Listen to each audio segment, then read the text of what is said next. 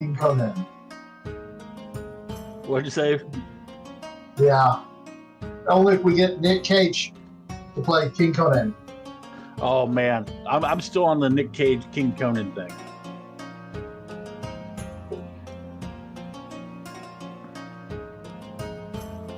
And if you guys have missed that, I came up with the idea of Nicolas Cage for King Conan. So, I think Russ and I were talking about it, and that's where it went.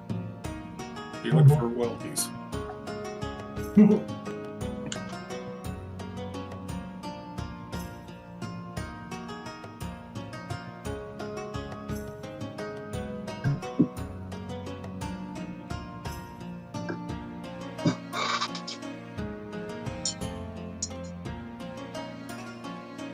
I have no idea. What portion of it? Right here. Oh.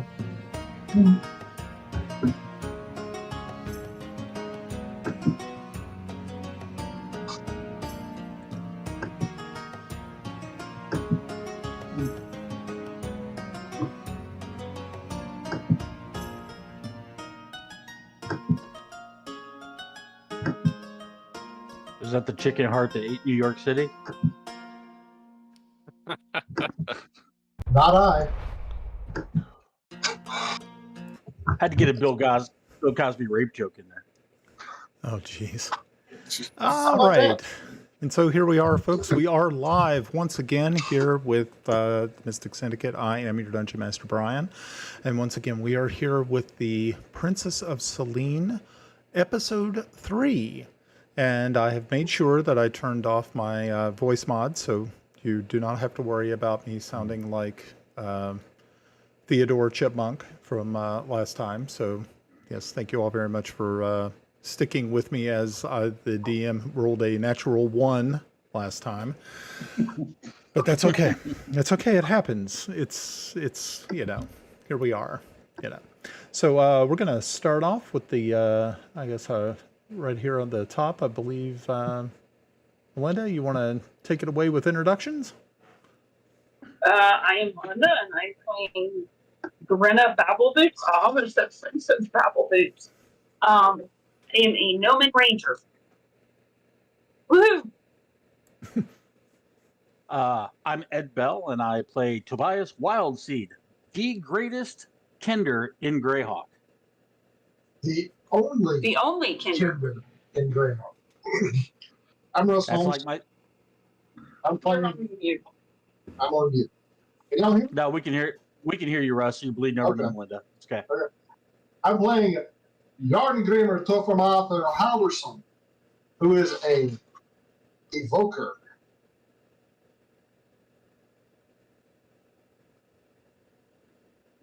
Glenn, you're next.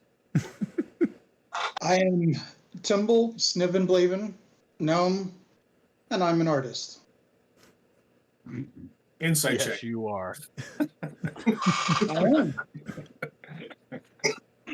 I'm Pav. I play Kel Zelenin, a paladin Herodius. I'm also the comedic straight man for this group. We've all I thought that was Mike was the comedic snake. I think we're sharing roles. Yeah. I'm Mike. I am playing Kiffy Blackhammer, a dwarven cleric of Fortubo. Okay, great. That almost sounds like a song. Okay, so before we get started, I'd like to give a big thanks going out to Anna B. Meyer, who has provided us with our beautiful maps of Greyhawk that we use on this show. Make sure to head over to her website at annabmeyer.com. Also, if you feel so inclined, throw her some coin at her Patreon page. She could definitely use that to enhance more of her map making endeavors. So if you feel so inclined, please do so. Well, last time that we were all together, we'd started the session out outside of the mysterious tower in the plains just north of True Light. After a little bit of exploration and doing a little bit of hard digging, you had decided that, and after acquiring a relatively large telescope, you decided to make your way south to the city of True Light, where you met Sir Timothy Truelight in the Red Banner Inn. From there, all hell broke loose. Because so for those people who have not seen that episode yet, please make sure to visit that one. That is episode 2, and you know, if you can just sort of not mind the Munchkin voice, it's an interesting episode. So yes, so as Kellex and Melda and a few others were in the inn talking with Sir Timothy Truelight, our good friend Toby was outside talking up the magnificent weapon that he had in the back of the cart, which was the telescope. But of course, most of these people have never seen a telescope. Was that true? Yes. And so I thought it was brilliant. Yeah, it was actually a pretty fun. It was different. It was good. And then, of course, the evoker decided to run out of town with the cart, and damn to be anybody else who didn't make it, until Kellex was able to wrestle the reins away. Well, actually, he had to jump on a horse to stop the horses from going any further, and which officially kind of brought the session to an end for the evening. So where we pick up this evening is True Light. You all had started getting your provisions, making sure you had fresh horses, and also I believe you were looking for another cart to replace the one that you currently have, if I remember right. I guess the captain of the city guard, he was going to provide us a cart and fresh horses. Right, exactly. So while you all are waiting for those to arrive, you have a little bit of time to rest and kind of relax a tad bit. And I also know that Melda Emberhart was going around and actually trying to help some of the refugees which have crowded into True Light. So it probably takes close to about 45 minutes for them to gather the cart and the fresh horses that you require. Soldiers help you load the telescope onto the back of the new cart. And now this cart is bigger than the one that you had. This one is an actual cargo sort of carrying cart.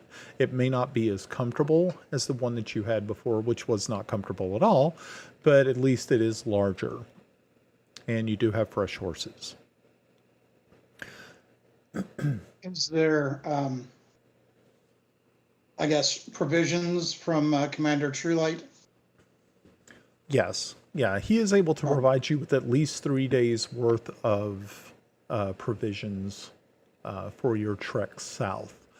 And I'll go ahead and share a map so you all can see those. Okay, and I don't know if you guys can see that map or not. Hopefully, I'll show it to you anyway. Now, this is the map that we were using last time. It could show you the actual front in green.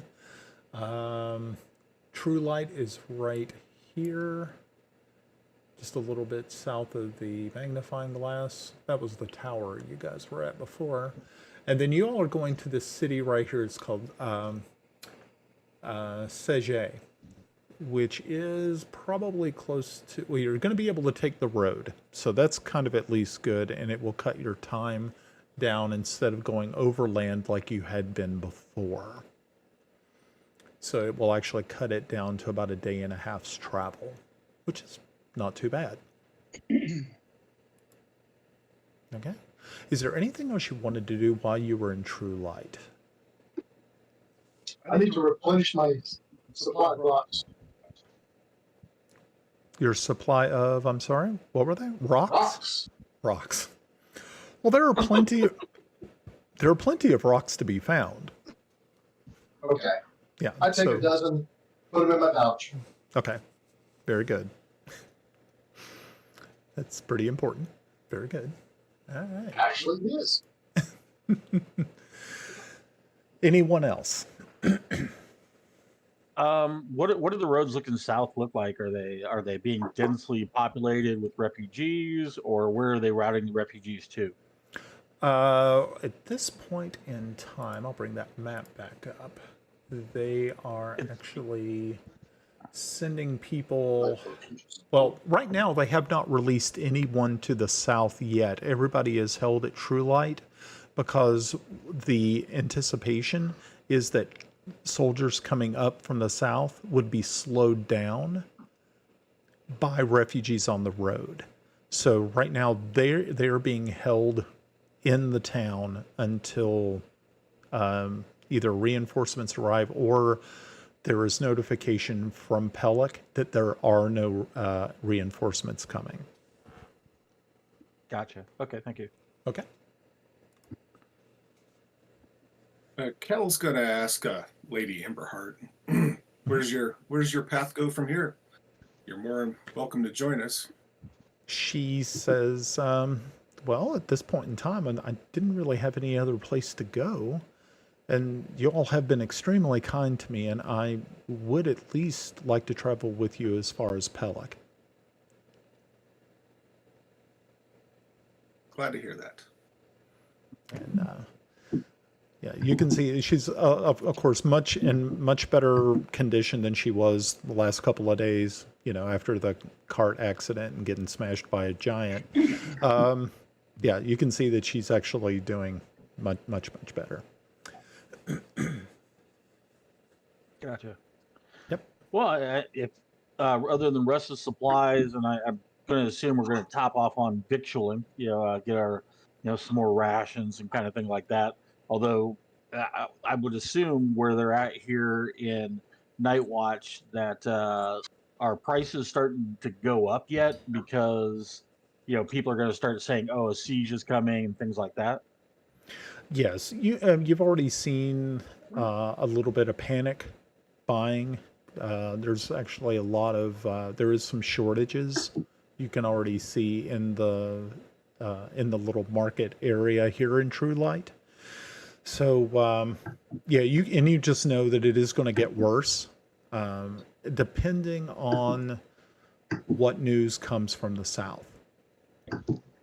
So you're right now kind of waiting, and so is Sir Timothy Truelight. He is also kind of waiting for more news to see if they are going to actually hold here and wait for the reinforcements, if there are reinforcements, or is he going to just be commanded to release the refugees to the south and kind of do a rear action to protect the civilian population as it flees. Hey, Pav, you might want to, if we're going to go south, maybe you ask for, we can carry dispatches, and that way that'll get us to any checkpoints or something like that. We're on official business. Good point. Yep, so I'll go to Commander Trueheart and, ask him if there's anything we need to take to the south. Any dispatches or... Yes, he rifles through a map case and he brings out a document. And he says, just show this to anyone on the road if you run into any patrols.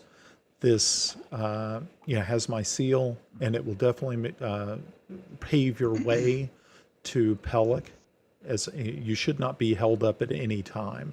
Once you reach Seje, you may want to check in there with the local commander and see exactly what is going on with the civilian population, and also to see what the roads are like to the south. Much appreciated. Thank you. Yes. Okay. Excellent. Well, as Toby gets ready to leave, he stands up on the cart and professes to everybody that I'm taking the weapons south so that we can replicate it and come back and overthrow these bastards. Okay. Let's see. Give me a give me a deception check. Well, is it deception if I believe it?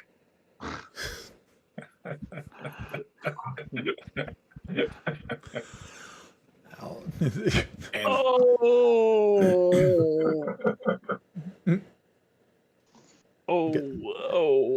I guess it didn't Did work. I hop over?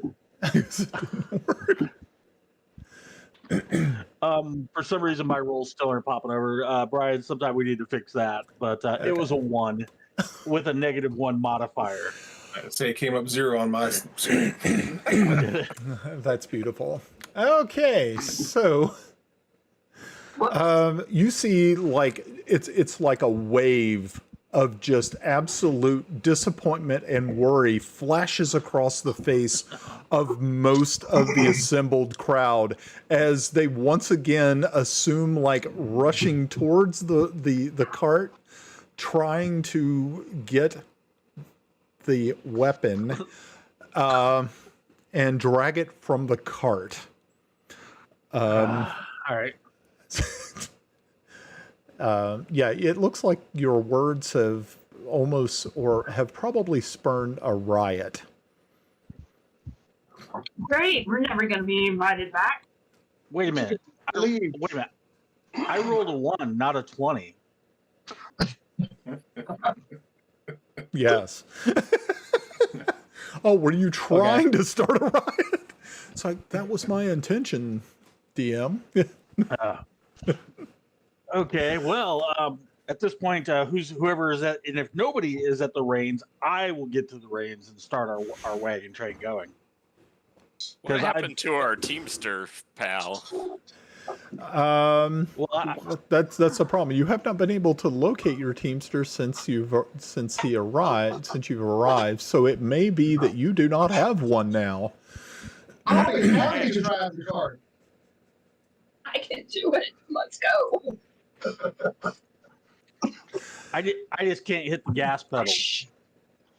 Okay. Yes, as the crowd surges forth, you need to let me know what you're planning on doing, because it looks as though you're going to have an angry mob, or you have an angry mob on your hands, and you need to. Yeah. We're going. Okay. It is moving. Okay, so you just see. Stay out of the way. It's less weight on the cart, so we'll get faster to our destination. Right. Get on, or you're being left behind. Straight legs. Okay, so You better not throw my No, weapon. I'm already on. I'm still waiting for Dad to pick up Brenna or the other no by the head and steer him along. Oh, Hey, Russ. I can hurt you. okay, so yes, you all quickly jump onto the cart. You pick up the reins and give it a good give it a good snap, and the horses buck and start to gather speed. As right now you have at least two people, two townspeople on the back, pulling the telescope from the cart. But it's so huge and it is quite heavy.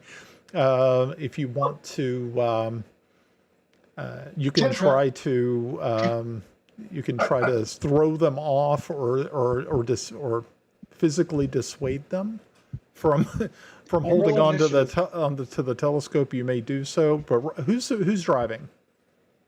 Okay, great. Okay, so we have. I look over my shoulder. Firebolt. Nowhere near them. Nowhere near them. Oh gosh. Just push them off. Okay, so whereas people, as you all are jumping around in the back of this thing, trying to avoid the firebolt that is flying out of the fingers of of Yarn as he just kind of does this and goes, whatever, boom. And you see this flash of light, and you see that the two hangers on drop their grip on the telescope as you all bounce forth and pick up speed and head out of town as fast as you possibly can. Once you get past the initial throng of people, it doesn't take you long to get to the front gate, to the south, to the Shege Road, and you make it through without any hindrances or barricades or anything. They open the gates for you as you fly past them. With Toby sitting upon his telescopic prize and just waving, waving by. Well, it's more like waving the hat like Slim Pickens and yeah, Dr. Strangelove. Yeehaw! Yeah, that's beautiful. The thought goes. Anyway. Yes, very good, very good. Okay. Okay. So yeah, you're heading down this road, and it is pretty desolate. Every once in a while, you see people who are coming towards True Light, mostly farmers and things of that nature, trying to bring some sort of crop or something in to kind of help. Maybe it's spare rations and things of that nature, but you really can't see. They have tarps over these carts, so you're just really kind of in a hurry to get out of here and towards the town of Sege. How long did the True Light say it was going to take us to get there? Day and a half. A day and a half. Okay. Correct. Yeah. Okay, so as you continue down the road, and Yarn is at the helm. So and you're able to sort of secure the telescope a little better, pull it back into the cart, and lash it down with ropes as everybody's sort of sitting there, kind of bouncing along on this cobblestone highway. Yep. Anybody have a question? Toby's actually gonna. Yeah, as Toby's looking at the telescope, he's gonna try and figure out exactly how it works. I failed miserably last time, but I figure I'm doing some type of investigation kind of thing where I'm trying to figure out, do I know that it's missing a lens? Because right now I don't know it's missing something. Right. And that would be a negative. Negative, Ghost Rider. That pattern is full. This thing is ready to just destroy armies. What does army mean in your world? Well, there are these dragon people, and they turn to stone when you kill them. Some of them explode, and dragons fly through the skies. Remember, Toby's crazy. Someone eat dragon? Well, that's a whole nother story. Oh man. Okay. So if you may or may not remember, when you had arrived in True Light, it was morning. So it took you a little while to get everything kind of set up. You talked with, of course, Sir Timothy. I would say all told, you were probably in True Light for about 2.5 hours, which will put you right about, we'll say, a little bit before noon. And as you're bouncing along, checking things around, you perception checks from everyone would be good.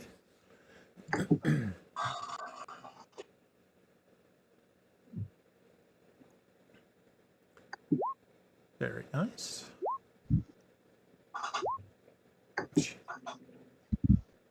Mine is not showing up.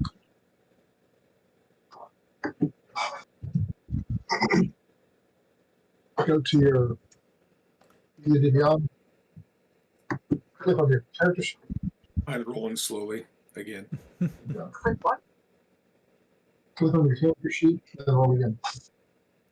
Yeah, sometimes you have to, if you're on your character sheet, make sure to click on the features and traits button to refresh it to make sure that it's linking up or it's up to date. You'll see it's like we have like actions and spells and inventory. There's a thing called features and traits. Might help. All right, very good. So yeah, Hey Russ, I just sent you a DM, Russ. Go ahead. Sorry, Brian. That's okay. So yes, as you all are bouncing around here, How's that? nice. Yes, I can see it. Looks good. That works. Let's see. Yarn and Timble and Kiffy and Melinda, you all see up ahead of you. This is probably a little bit closer to around noon. So you've actually been on the road for pretty much about an hour. And you haven't really seen anyone. But ahead of you, though, you see an overturned cart. And Sort of a classic bandit situation. Kind Blocking the road. of, but you also see that there's no horses attached to the cart. And as you get closer, you realize that there is a body laying on the side of the road that, yeah, from your vantage point, that is all you can really see until you actually you either wanna pull check up him out? upon it or pull past it. Check it out. Okay. Yeah, so you bring the cart to a halt just a little bit before the overturned cart. The overturned cart is not blocking the road. It looks as though it was overturned onto the side of the road. And to the side that it is overturned on, you can see the body is not trapped under the cart itself. It's just laying off to the side. If we can get some investigation checks. I'm intentionally looking to see if like there's skid marks or something like. Was it intentionally flipped up, or did it, like a result of a high speed chase type thing? Okay.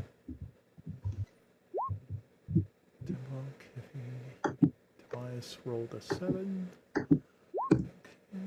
Oh. Oh. Did that wrong.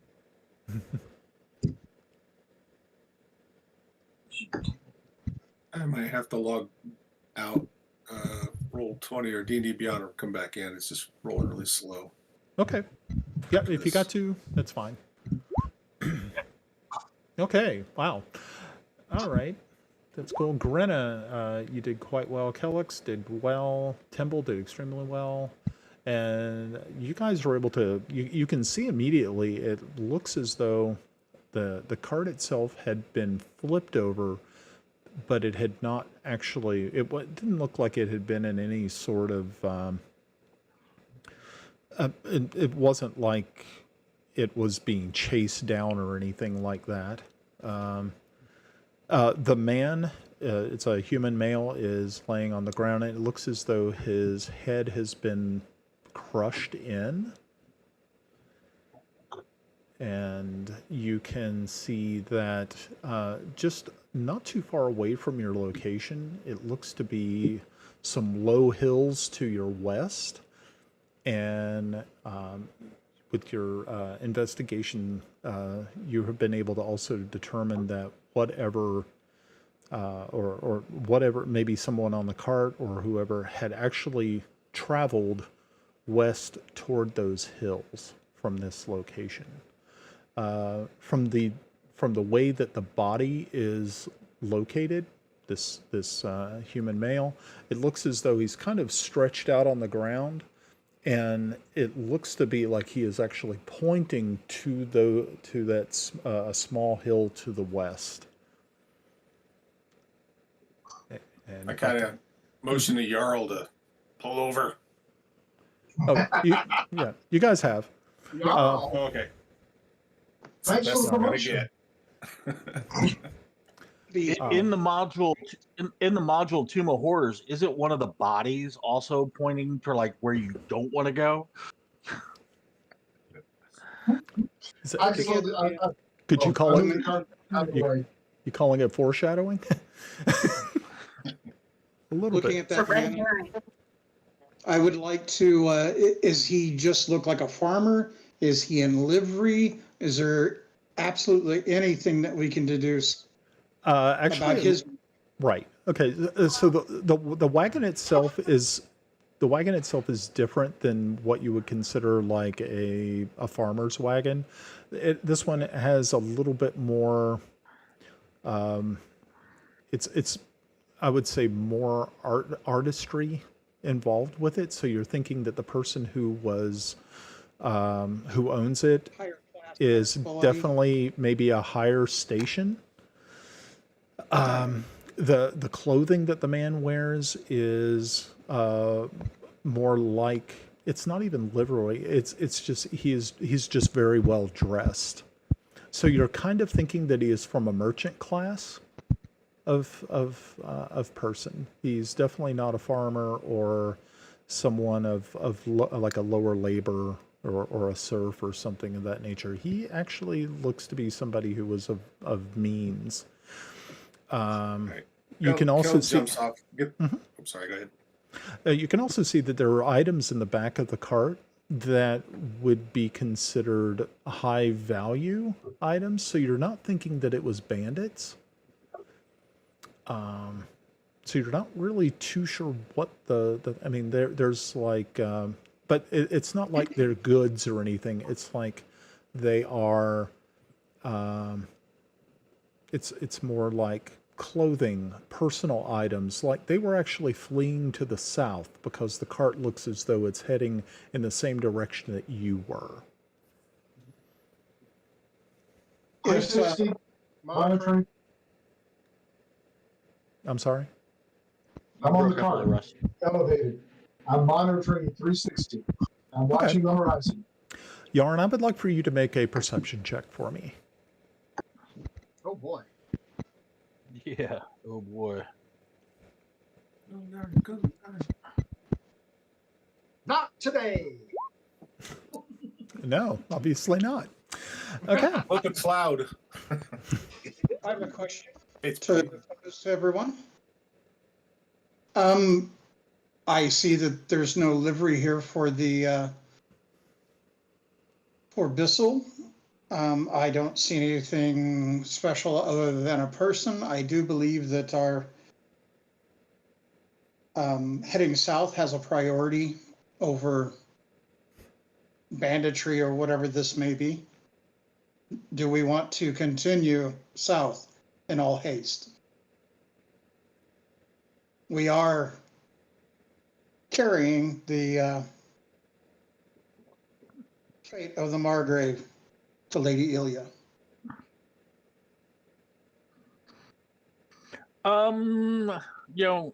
Toby is thoroughly convinced he has a weapon, and he's taking it south to be reproduced. So he's on board with continuing south. Yeah, I can't get to Pelik fast enough.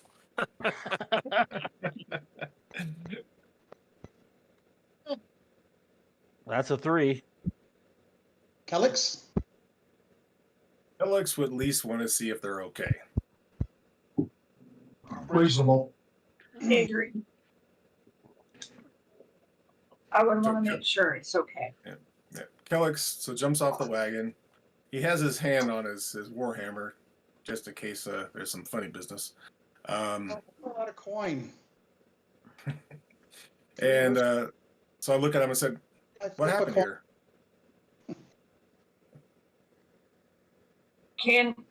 Is there anybody that can talk? I thought you said the guy's head was bashed. Yeah, in. he's dead, Bob. He's Oh no, I thought head did you crack. see there was 2 other people? Ooh. No, it's No, just there's nobody one. else. It's just the dead guy. No, it's Okay, just sorry, the dead 'cause it guy. has been breaking up, so maybe I misheard. That's fine. Okay. We'll just- Yeah, it's just him. But you notice that the items in the back of this cart that are turned over and spilled all over the side of the road are a mixture of both male garments, children's garments, and female women's garments. Are there any tracks leading away from the cart? There are actually. Which way did they go? They're heading west Toward the hills. toward the hills. We are 6, but we have Melda with us. Right. She has joined us. I'll ask her what would be her decision. Okay. I feel like She, you can see that she is sort of observing the tracks on the side, and she comes back and she says, "There are no human tracks going this way, but there are extremely large footprints heading towards the west." You said she shows you like the outline in the tall grasses as where it had been like crushed down by something carrying either a great weight or something extremely large. well, Sounds like giants to me. That's the sergeant. What do you make of those tracks? Oh, that me? I forgot I was in the army, sir.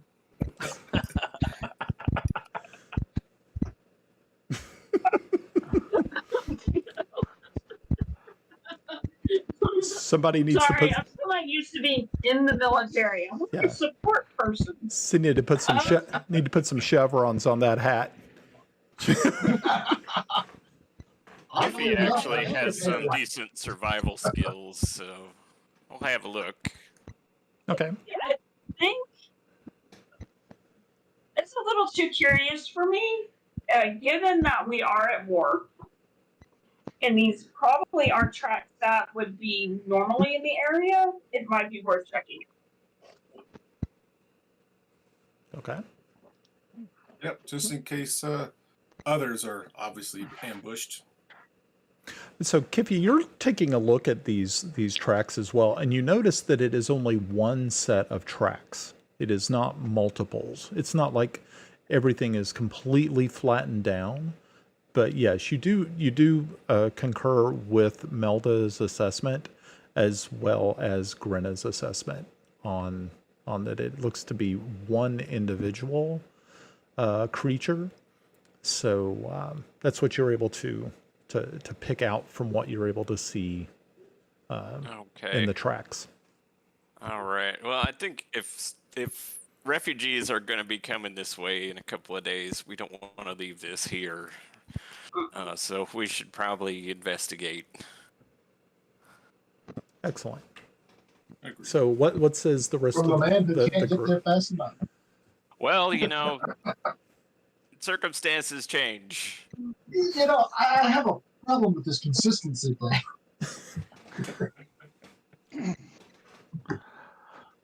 All right, let's go investigate. Yeah. Okay. Yeah. So as you head off and head on down this road, all of you are kind of taking positions to kind of keep an eye on where all of these footprints are and where they're leading you. And after probably about a good brisk 5-minute walk, you actually can see the mouth of a cave sticking out of one of these hills. It's actually obscured a little bit, but from the way that the sun is striking it, you can see that there is something, obviously something has moved these. It looks to just be broken tree branches to cover the entrance, like it was purposefully hiding its location. Is the mouth of the cave relatively large? Are we Yes. looking like a Yep. 10-foot mouth? Okay. Gotcha. Yeah, it's considerably large, and as you get closer, I need everyone to make a perception check.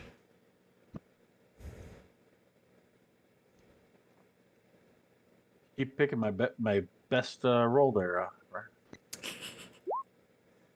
Oofta. Okay, nice. Nope, still rolling slow. No. You want to bump out Pav real quick while we're looking at this and trying to come back in? I already did. Gotcha. I already started Beyond DD and Beyond, but it's just real slow. Might be. I'll try another browser actually. Right. Okay. So yeah, as you're heading up Grenna, you sort of like on the wind, you hear it sounds to be like a scream coming from inside the cave. Just barely, Russ. So it was a female scream? Male scream? Yes, it sounded like a female scream. Glenn, do you want to give us an example? I don't have to fart now.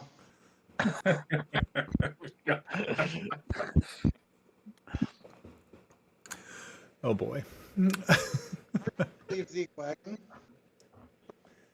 I rolled a 3. I don't know anything that's going on. So Did we bring Yeah. the wagon? I'm sorry, somebody's getting cut off. Did we bring the wagon with us off of the road, or leave it? I believe you left it on the side of the road. How far did y'all go? it was about a mile. Yep. Felt like, right? Yep, about a mile. Well, I never got out the cart. So Oh, I would okay. follow So, in the all right. cart. So you are back at the cart. All right.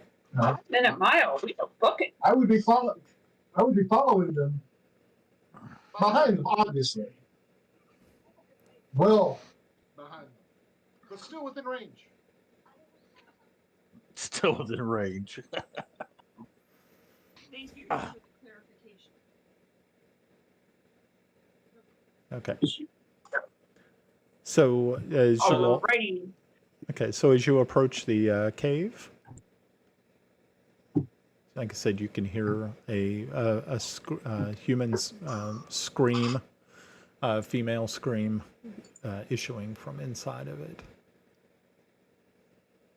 Okay, real quick reality check. So Russ, you're way behind us. But I still within believe- range. Melinda heard the scream. Toby's oblivious. Albie, what are you doing? Let's walk it around real quick. I think I'm going to step and try to move forward into the cave. Okay. Okay.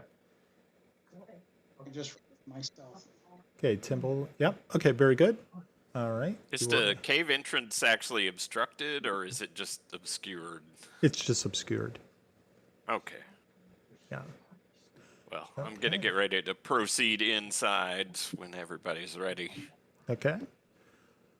So is. What Obviously, it's dark in there. Oh yes. Anybody? Some of us are gonna need some light. Catch. I throw him a rock with light on it. I told you the rocks were important. Okay, so I am going to show you guys the map. You may have to look for you up at the top right-hand corner of the map. Make sure you can see yourselves. If you can't, I let me only know. see myself. I only see myself in the map. I Okay. see everybody. Hey, Brian, you might have missed it, but Kender have dark vision. Okay. Really? Okay, I was looking for that in the character sheet, but I did not see it. When I I'm did only the seeing myself too. when I did the character sheet, D&D Beyond didn't have Kender fully uploaded yet Oh, okay. for integration. Okay. So you said we got night vision. You're looking at 60. Yeah, Okay. You should be able to see yourself or see now. Hopefully. yeah, I got everybody. Yep. Okay. Well, who can only see themselves? Me? Okay. So okay. Let me just make sure Felix? everybody's good.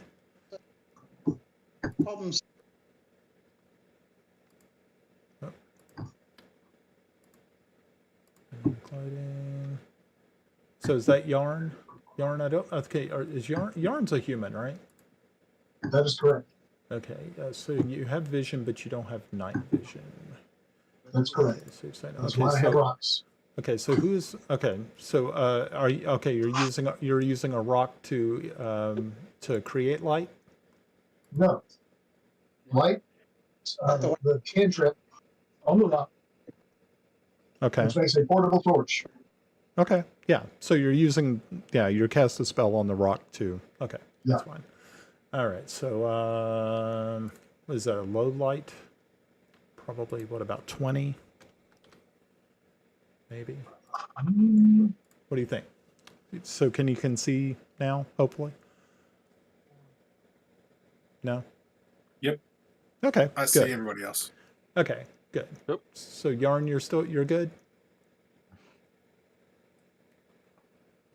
Yeah, I'm good. Okay, good. Okay, so I can everybody see can me. see them. Okay, cool. Yeah, once you actually step inside the cave, you can see that there are some light sources here, but it looks to be some sort of fire that is a little bit south of you. And you can also see that there are patches of, it's either like lichens or mushrooms, mold, that have a phosphorescent glow to them. So there is a little bit of light here, but not an extreme amount of light. So let me see what. Yeah. So Kellex, from your location, you can actually see that there is definitely a fire. There is. It looks to be a human child laying on the floor, and standing next over it looks to be a hill giant. Revenge at last. Revenge at last. I love it. Okay, so right now the giant does not realize that you're there, but All right, guys. so you What's all the have plan? it. Yeah, you all need to come up with some sort of plan. Real quick, do you want us to go ahead and do initiative real quick while we work on our plan in this free action round? You can. Kellex, you also notice beyond the fire, it looks to be an adult female and a small female child is against the far southwest wall. Okay. Okay. All right. So, yeah, go ahead and do some initiatives. That's fine with me. Okay. All right. you So don't see- remind me where initiative is at. I can't. Right next to your shield Oh. on got it? Hold on, There it guys. is, sorry. May have to redo it because I didn't have the turn order up. So, sorry. Oh. Yeah, make sure to reroll initiative. make sure to click on your Darn, I have to character. re-roll the 3. Make sure to click on your token before you do it. Oh, okay. Yep. Good point. There we go. Cool. I doubled my initiative. If he suggests that we suddenly light his ass up.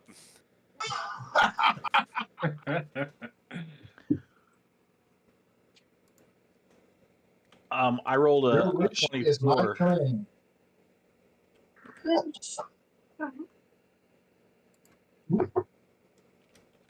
I got. Do you see my initiative? Well, Because here, it's telling me I'm you wanted to sure send a here. result to this whole return tracker, but no valid token was selected. Click on your token. Okay. Over here. Let's see. You see my initiative, Brian? Uh, I got a 9. So you got a 9? Okay. Let me see if Yeah. I should be able to add All right. you. Well, I'm gonna just do this one. I mean, I can re-roll it again if you want.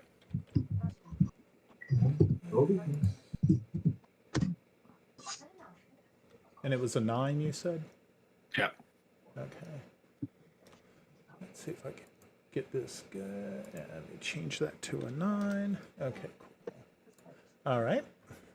Anyone else do I need to add? I rolled a natural 20 with a modifier of 4 plus 4. So Of Timble, course you did.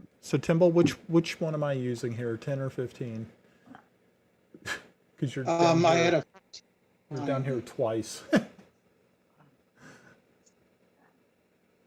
The dice noticed tonight. I'm still having trouble getting D&D Beyond to talk to Roll20. So in D&D Beyond, I got a 14 and a 10. Okay. And the Roll20, I got a 9. I don't know if there. Okay, Grenna, so what did you get for D&D Beyond? I got a 14 and a 10. I don't know why I did it twice, but it did. Okay. Okay, so I have Tyndall, Yarn, Kellix, Kiffy, Grenna, and Toby. What are we doing? Toby was a nat 20 with a +4. Okay. Should be before. So it'd be 24? Correct. Okay.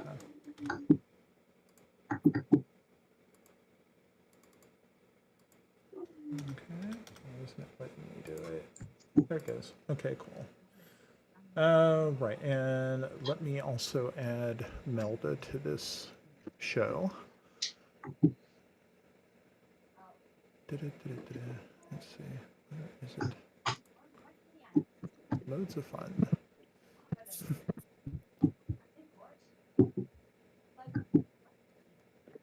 Oh, there it is. Cool. Let me click on her. I think that's her. Where's that? That's not her. That's Melda. Okay, cool. Just making sure. All right. Good deal. Okay. Yeah, wrong one.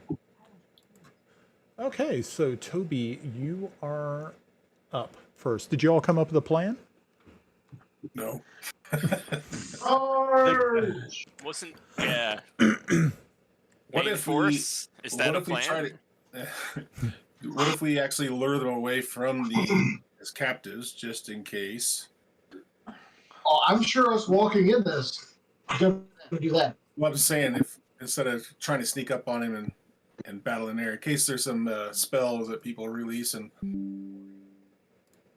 I'm just saying if we can get them away from that direct from the captives.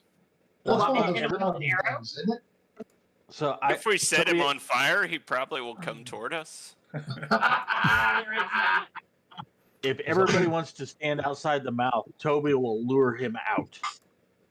That's what I was going to say. I figure that Toby's going to be abrasive regardless of what we say.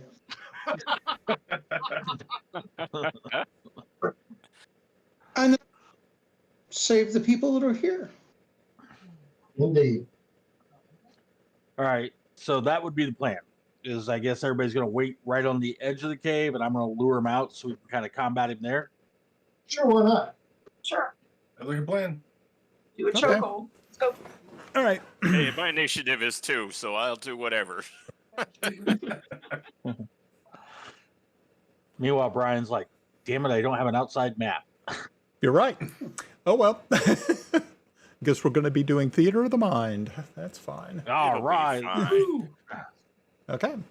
So, yep. So Toby takes his hoopak, whips it up, throws a rock at the giant, and when he hits it, then he's going to get on all fours and go oink, oink, because I'm using it to get his attention. Because giants, it's like, I'm going to pretend I'm a dentist. This is homage to your DM there, Brian. I am playing Hermie the dentist, luring out the abominable snow beast. So oink, oink, and I'm going to whack him. Okay. I haven't had enough to drink. Well, alrighty then. All righty All right. then. So, yes, as the rest of you go ahead and file back out quietly to the mouth of the mouth of the cave, Tobias, you kind of waltz forward a little bit with your hoopak and go ahead and make an attack roll. On D&D Beyond, I rolled 16 plus 6, so it's a 22. A 22 will hit. Hoo-ah. And my 22 does whopping 5 points of damage. Bunk, hits him in the head. And then I get down all fours and go oink, oink, oink. And then I scurry outside the cave mouth. And I'm going to use that oink, oink as his Kinder taunt. Okay.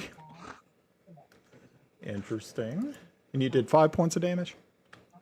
Yes, correct. Awesome. So he Alright. has to do 15 a DC 15 save. Okay. A save on what? What is he saving? Oh, that's hold on, Is I'll pull it it, up real quick. Sorry about that. That's okay.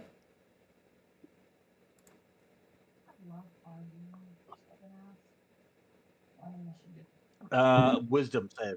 It's a wisdom Okay. save. Cool. All right. And he rolls a 14. That's A 13. all right. So out of that, it has disadvantage on attack rolls against everybody else but me. So he's going to be coming at me and everybody else. He's at disadvantage for his attack rolls on the Kinder Taunt. Okay. Cool. Nice. Great. Okay, so yes, you were able to hit him, and he just, because he was kind of like standing over the body of this. It looks to be probably about a 9-year-old boy, and you hit him with this with the projectile. It immediately looks, just quickly turns its head to you and snarls, and he's like. And you see he reaches to just and picks up this large club, and he sniffs the air, and he's like, and then he pretty much launches himself. But as he does so, he reaches down and picks up the boy. And you hear the woman behind just start screaming, both the girl and the woman. And as it is charging towards you, you just see it just pick up the boy and crunch and just bites his head off. Blood just showers all over the place. You are like, yeah, I need you to kind of make a wisdom check to just see this carnage just unfolding in front of you. Oh man. Okay, so you're like you in the back of your mind you're thinking, "Oh no. That was horrifying." And you're really kind of questioning, was this the right thing to do? I'm pulling my inner Danny Torrance and going, "No, Daddy, don't hit me with the racket." Anyway, Brad Rob. Yeah, pretty much. And like I said, the scream and so everybody who's outside of the outside can hear this just ear-piercing shrieks of this woman and the female child, and you hear the growl and roar as Toby, are you turning and running like crazy, or what are you planning on doing? Honestly, based off of my really bad wisdom check, I'm probably at this point almost. Well, no, I'm fearless, so I can't be. Right. For Minter, I was going to say that I'm. So I can make that. I'm going to do that again. I can have an advantage on that. Go ahead and do it. I'm sorry. That's fine. So this is my advantage. I'm an 11, so still shocked, but I'm cognizant of what's going on. Right. Out of that, yeah, Toby thinks, man, this is bad. I need backup, and he runs out the room like, hey, still yelling, oink, oink, oink, trying to lure him out. Okay, so as you all are standing around out in the front of this thing, you see Toby, who looks like he's absolutely lost all the color in his face, is going oink, oink, oink, oink, oink, oink, oink as fast as he possibly, and running as fast as he possibly can, actually past you a little bit, as you hear just this roar of this giant, backlit by the screams of the humans that are inside. Okay, so Toby, very good. So as you did good, Toby. You did good. So as this thing record, he's at disadvantage against everybody else. So I did do something. Right. Okay. So yes, no, you did good. You did good. So as this thing breaches the mouth of the cave, Melda takes a shot at this thing. And where is that? Okay, cool. So she's going to take her shot. And that's a 26. That is definitely going to hit this thing. And it is going to do 12 points of damage. Ouch. So that's actually not too bad. That's pretty good. Yep. Okay, next is Timble. Now, Timble, you are still stealthed. So Okay. depending on what you really want to do with that, I mean, you could pretty much get behind this thing pretty easily in your stealth condition. Well, I have pointies, and that was my plan, was to get behind him and put them to use. Good. So- Awesome. Let's see here.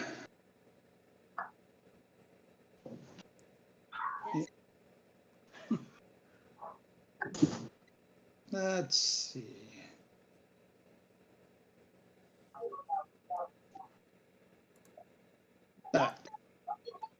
Trying to get this. Ooh. Okay.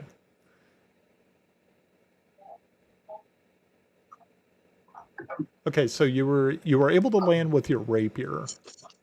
Were you trying? Okay. Well, wait. Okay. Well, hold on. So Hitting with my. So do you have? I clicked a little too far over and got the Okay. damage roll. Okay. Yeah, because it looks as though you're. It looks like you just rolled damage. Okay. So yeah. So you did a 16, and which hits, and then you did your piercing damage plus your sneak attack, which is 9. Yep, it'd be 11, and that would be a sneak attack, right? I'm not certain how to roll a sneak attack on here. Okay, it's It's at the bottom. well, I think your first attack would be the sneak attack. That would be the 16.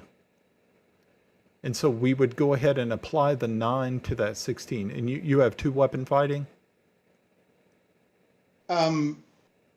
I was actually just using my rapier.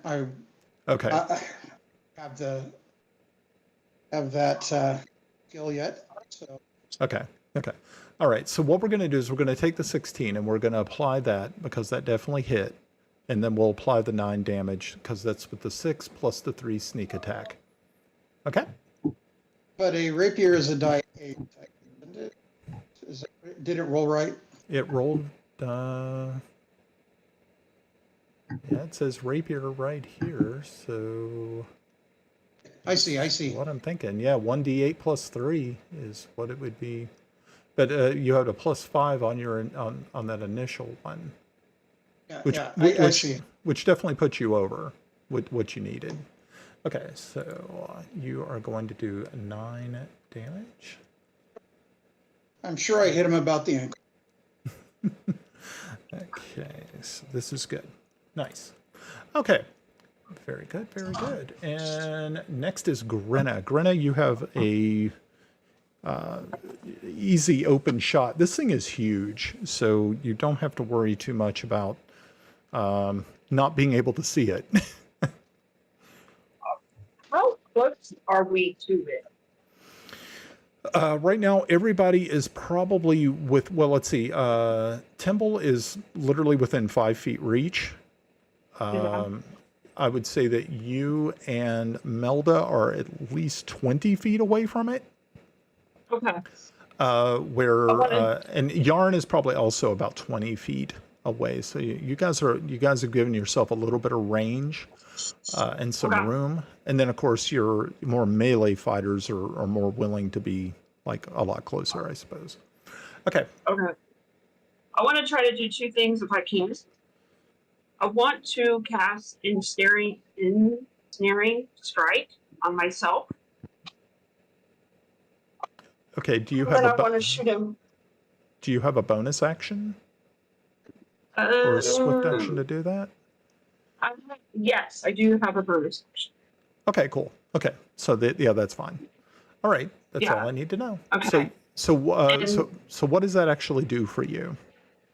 Okay, so that means that if I hit him with my arrow, Okay. that he will actually have vines come out of him and cover, and he would have to make a straight save Okay. of Straight 11 save. in order to break through. Yeah.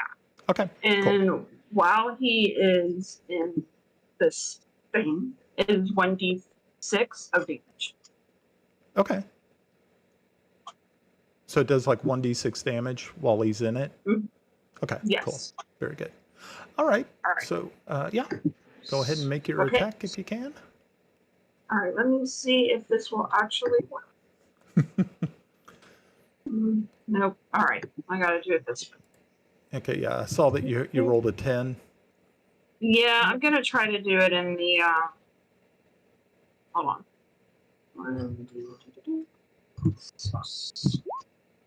I like that number better. Can we use that one? No, why my D&D Beyond is not talking to the Roll20, but I don't mind doing it this way. Okay, I will let you slide on this one.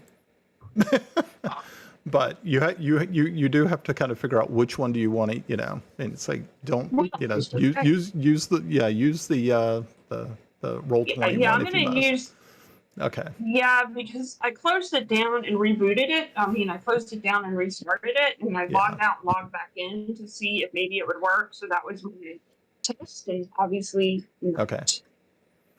So, and Roll20 is nicer to me than D&D. Okay. So All we'll right. just do it this way. So go ahead and roll your damage. All right.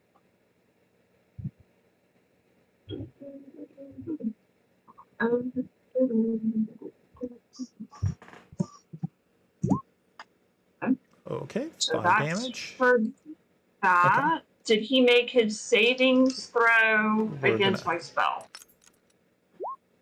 With That an will 11? determine whether I. You said he needed an 11? Yes, sir. Yeah, he was able to beat it. Oh, dang it. Sorry. Okay. Okay. That's okay. Cool. Yeah, so you did 5 points of damage. Very nice. Cool. All right. Excellent, excellent. Yarn, it is now your turn. Your turn. Yeah. Wonder what I'm going to do. Something involving fire. Just because of that, I'm going to use poison. Absolutely being contrary to season.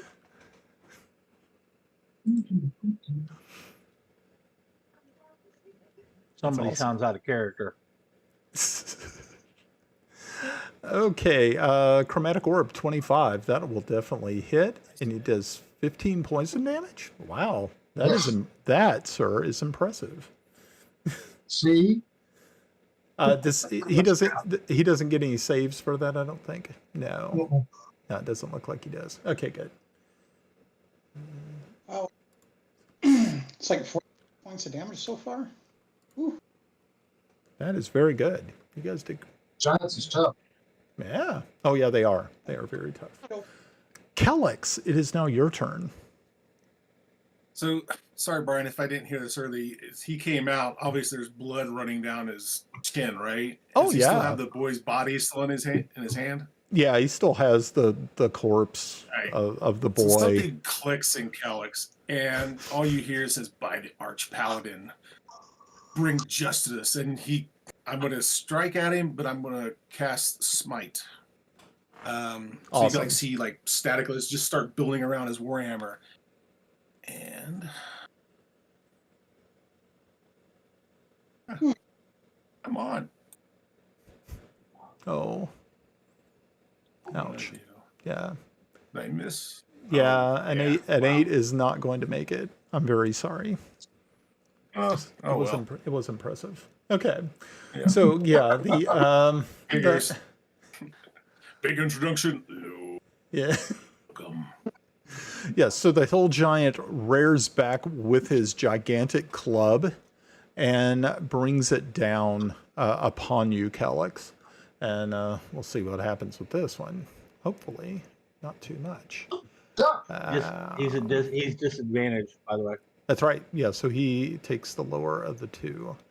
So his first least- roll is an 8 or a 16, and the next one is a 14. I don't believe. Yes. Yeah, so that won't 14 hit doesn't you. hit. Yeah, so great. Yeah, you were able to not take that hit. So very nice. And Kiffy. Oh, hold on one moment. These guys get. Oh no, they get 2 attacks. So hold on 1 minute. And the next attack is a 25, and the next one is a 27. So yeah, I think you're going to get hit. I'm sorry. So he's playing dwarf golf. Yeah. So, and the grand total that you are going to take is 17 points of damage. Are you okay? Are you okay?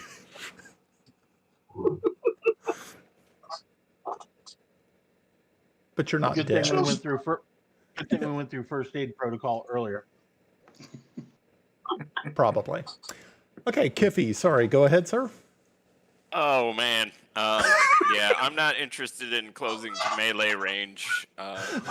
I'm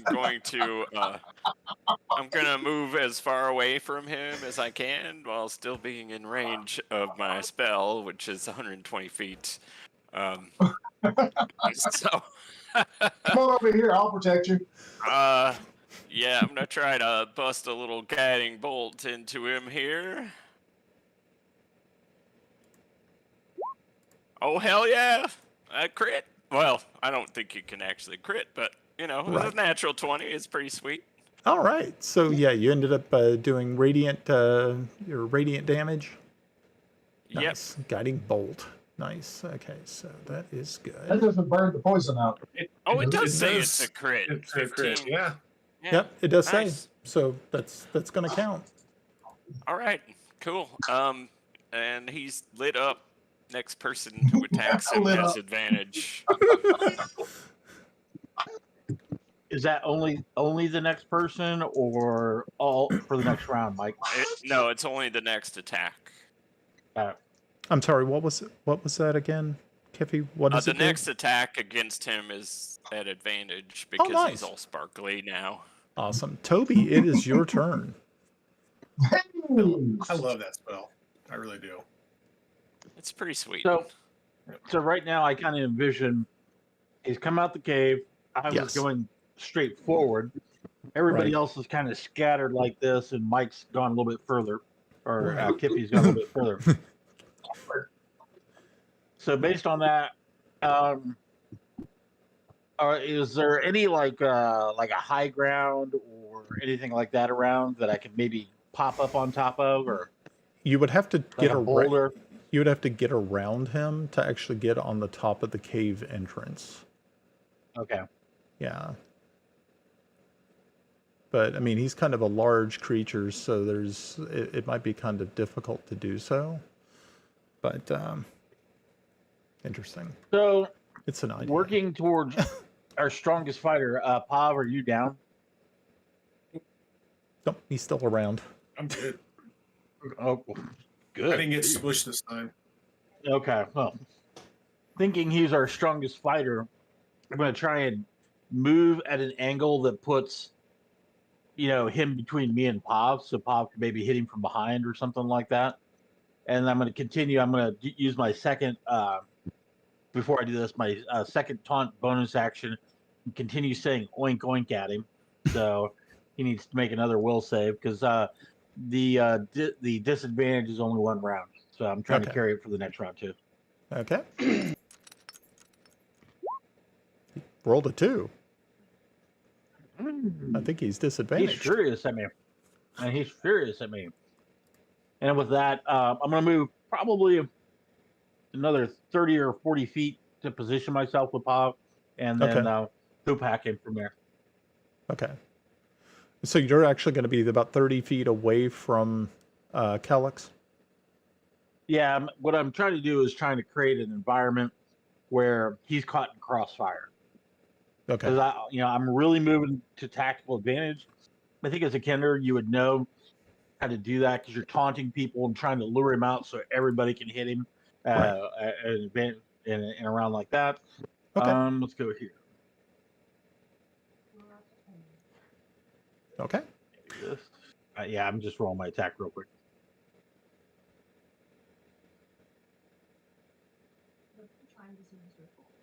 Oh man, I almost saw. If you saw the visual, it was almost a crit. 14. 14. Okay, that will hit. For 5 points of damage. Okay. And Very good. I'm still going oink, oink, oink, oink, trying to lure him out because still giants like pigs. They like eating pigs. They like doing all kinds of things to pigs. So I'm trying to lure him out. Okay. Cool. Right. Melda is going to shoot him once again with her bow. All right. 21. That'll definitely hit. And doing another 11 points of damage. Wow. Okay. That's not too shabby, kids. Okay. All right. Timble, you are still well within position to do whatever. You're no longer stealth, but you're, you know. Him. I can sneak attack again.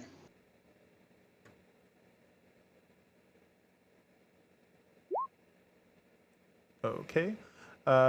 You've rolled your damage. Now roll your attack. Okay, that'll work.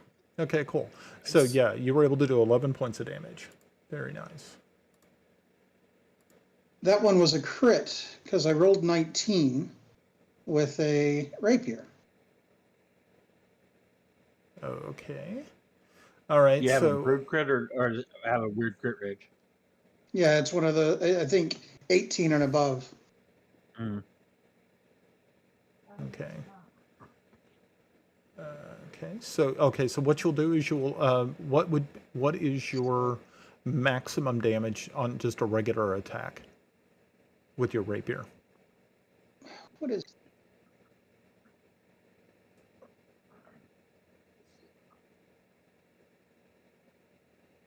maximum damage would be 11. Okay. Okay. So you would actually have done let's see. You would have done 14. No, it's 13 because you had 2 for the sneak attack. Okay. That's fine. That works too. Just 80 points to this thing. Actually, it's more than that. Hold on 1 minute. Okay, hold on. And you did 11? No, you did 13? I said 13 points, right? Yes. 13. So 90. Yep, that would be 90. Okay, very good. You guys have done really good. Okay, Grenna, what are you doing? I'm gonna try to get him with my arrow Okay, very good. today. And that is not going to hit. It's okay, though. Yarn, it's your turn. All right. Yes. What do we want to do now? Well, we use poison, but now I think I'm going to try frost. Okay. That'll hit.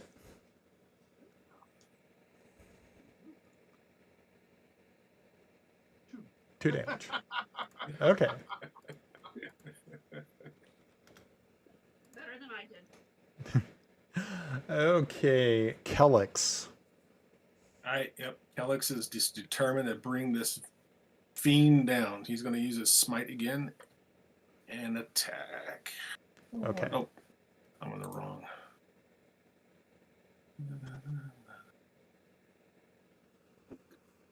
That'll hit. Yes.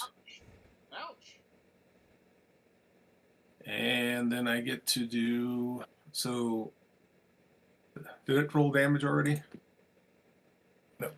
It says No. Okay, hold on. Yeah, let me Okay. roll damage here. it says it's 8 plus crit 4 and 6 plus crit. That would be. Are you using it two-handed? No, just one-handed. Oh, But okay. I there was something I've done. Oh, because it was I took the dueling option for my second level Okay. for the paladin, and it adds +2 onto my attacks Okay. Mhm. or damage. Sorry, damage. Okay. Good call. And I also get to roll for smite. Okay. Smite. Mighty smite. Hold on. I gotta find it here. Where is it at? Reaction. No bonus action. I had it here. Ah, there it is. And Okay. All right. So the end result is. Let's see. We have so many things up here. yeah. Yeah. Actually, you know what? I think it already rolled my attack at the top there, didn't it? Yeah, it did. Okay, so yeah, so ignore the second damage there. Okay. All right. So we ended up doing 12 plus 16. Yes. Yep. Okay. 16, so that's 28. Okay. I think that's.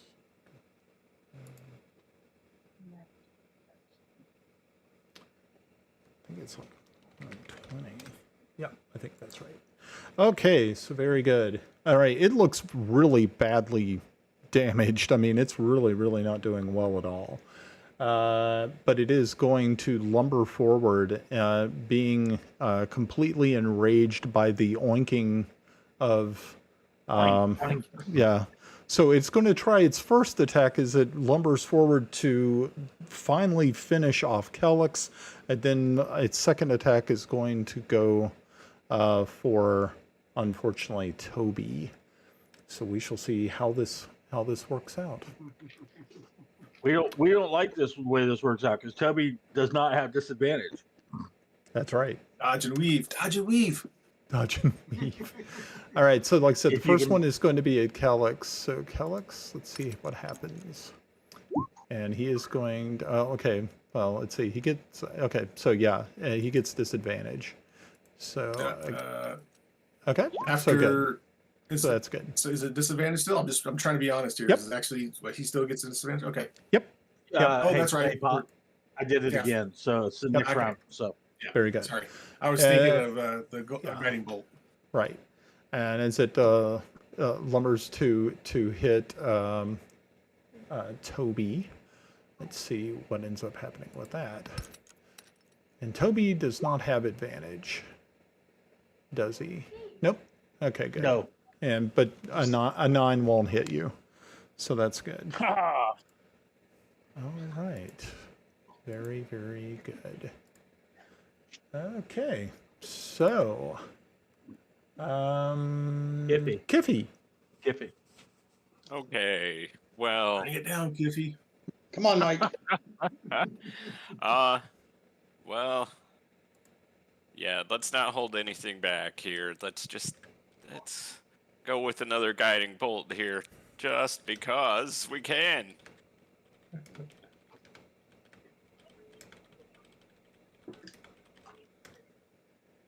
Oh shit! Yeah, that isn't going to work, unfortunately. Alas. It was a good try. Okay, very good. Toby, you are up. Okay.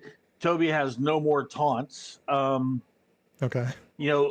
Looking at it again, I was trying to lead him to that apex to bring him out and keep him in there.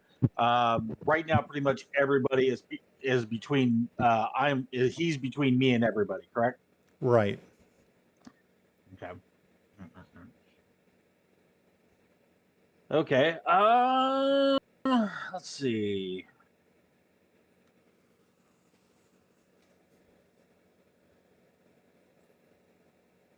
I am going to. Approximately how far away is he? He is about 10 feet away from you. He's got reach. Okay, so he has Yeah. reach. So Yeah. if I rush him, he's gonna get an AOO. Correct? Yeah. Sure. Mm-hmm. I have never heard it referred to in that manner. As an AOO, attack of opportunity. Oh, okay. Well, crawl into your rock. If you try to Yeah. rush past him, Lee yeah, Christine, yeah. I mean, if you step into melee range to actually meet it in melee combat, it doesn't get an attack of opportunity. If you try to rush past it, oh yeah, it definitely gets one. Okay, he's just gonna kind of casually do his little Tai Chi thing because he is a monk, something nobody's ever really seen. And he's gonna go at him and kind of calmly walk forward with his little. Now it's using his hoopak as a staff, and he's gonna strike him. Because I am unarmored and wielding a monk-only weapon of the staff, I'm going to use my dexterity for my attacks instead of my strength. So instead Okay. of a +3, I'm a +6. Okay. Okay. So quarterstaff +6. 17. Okay. That'll hit. And that does 10 points of damage. Okay. And All right. then is he still alive? No. Oh, what? We're never going to hear the instant. But I do need you to make a dexterity save, or an acrobatics check would be much more appropriate. Oh, They're the same. So let's see. 15. All right. So as the giant falls forward, you see the impending calamity unfolding before you, and you tuck and roll off to the side, springing up masterfully to avoid being crushed by the giant. Toby looks at everybody else and looks at him, and as he plants his staff, and he says, "The best defense is to no be there." And heads towards the cave to see the screaming woman. out of the way, heck.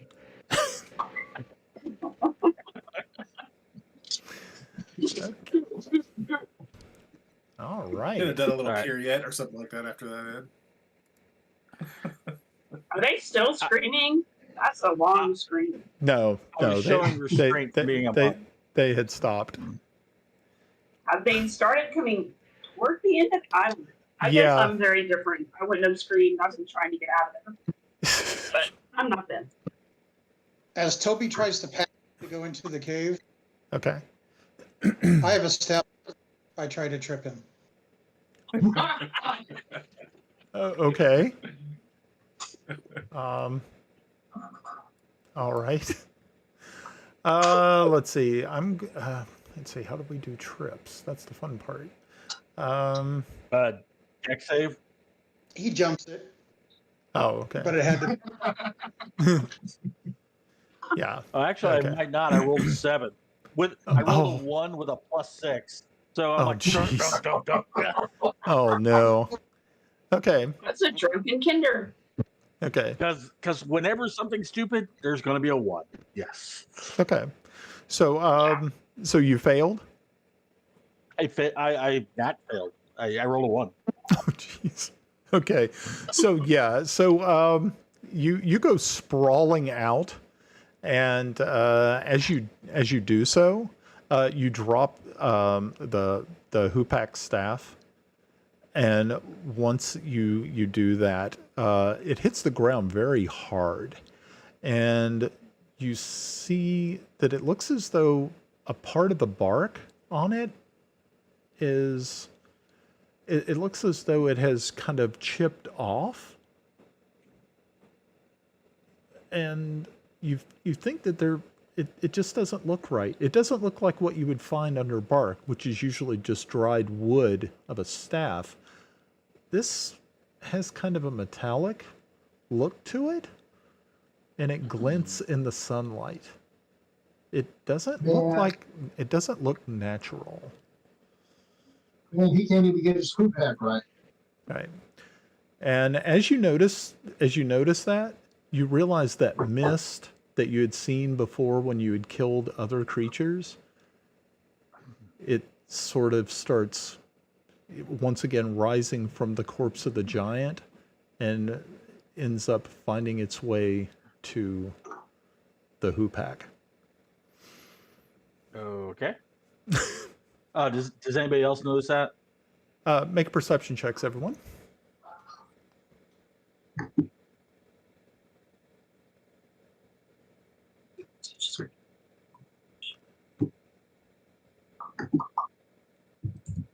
Okay, Kiffy Ooh. did not. I don't see Yarn nothing. did not. Kellix did. But Grenna did You know. not. Yes, barely. It's things like this that makes me think that should have been a necromancer. Timble noticed it. Okay, Timble noticed it. All right. Curiosity piqued, but we have a more pressing issue. As I'm looking at this, like, that's interesting. Go check on the prisoners. Yeah, the prisoners. Screaming duo. So as Kel watches this mist fly there, he's obviously kind of curious, but he kind of pays back to the attention of the giant. And he goes over to the giant. He takes off his cloak and he takes the child out of the giant's hand and puts the cloak over the child and picks him up and starts carrying him toward the cave. Okay. Very good. So yes, as you enter the cave, you can see that the woman and the female child had actually made their way closer to the entrance. And of course they're sobbing and mentally just falling apart. I mean, you could only imagine the, what they have actually been through. So, So Kel walks over with the child in his arms and just looks at them and says, "I'm sorry for your loss," and hands the child over to him.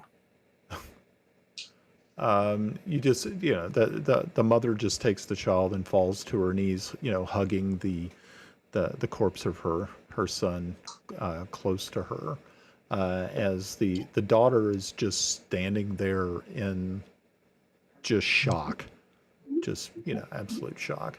From what you're gathering, let's see, the woman appears to be in her early 30s, and the daughter looks to be probably about 7 or 8 years of age. Well, Timble's going to make a quick run around of the cave looking for any issues. And Any issues? Anything else worth noting? Okay. Yeah, actually, as you look around here, it seems as though this giant had been pretty busy waylaying people along the road. You don't see a lot of what you would consider like riches or things of that nature. This thing really wasn't probably looking that much for riches and gold. It's a very simplistic mental creature. So, but it was probably hungry, and as you can see how easy it was for it to take care of the boy. But in the very far back of this cave, you notice that there is, it looks to be some sort of stagnant pool of water. And it's just so strangely, it looks like it has kind of like an oily film on top of it, but against the wall, written in the Sul dialect. Anybody of Sul descent? I believe there's at least one or two of you. Yeah. Okay. I'm not. Okay. My god is technically a Sul, but no. Okay. I'm classic. So Okay. So I'm going to I'll let you know what this is. Hold on 1 minute. Let me oh, there we go. All right. Hold on. Oh, there we go.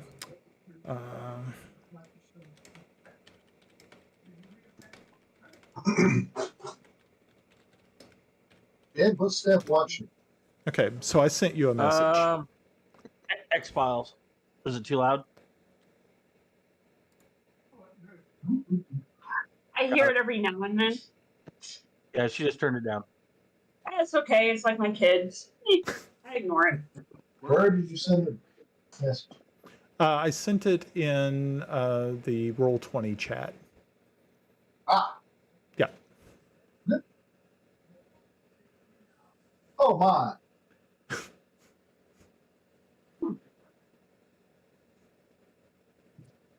Being that you're the only one who can read it.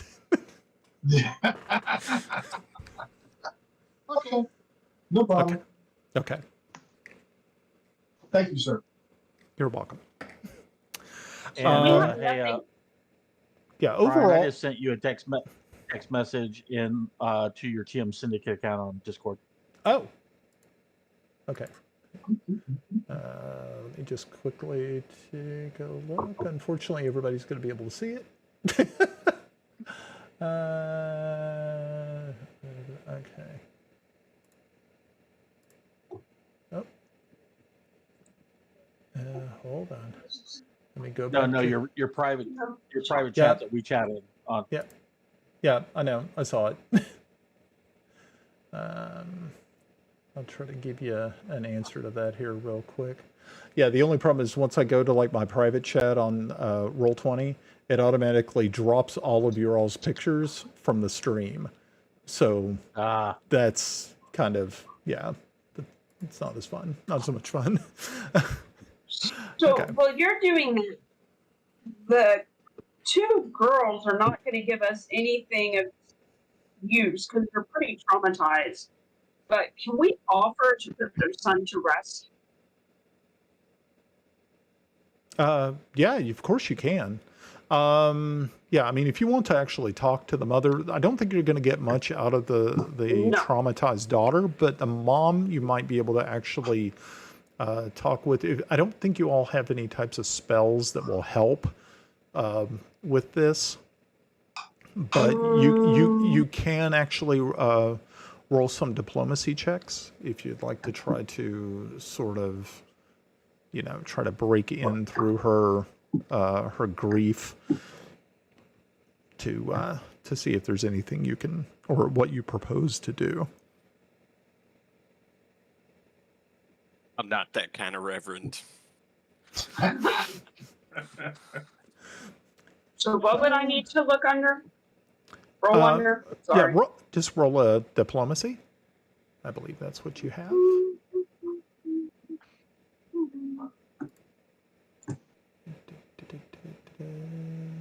I think it's diplomacy. Something else? Maybe it's not diplomacy. Maybe it is. I have medicine. They don't really have a diplomacy, do they? That's really strange. I have insight. Persuasion, maybe? Persuasion. Yeah, let's use persuasion. That I have. That sounds better. Give it a go. How to put it in the right order.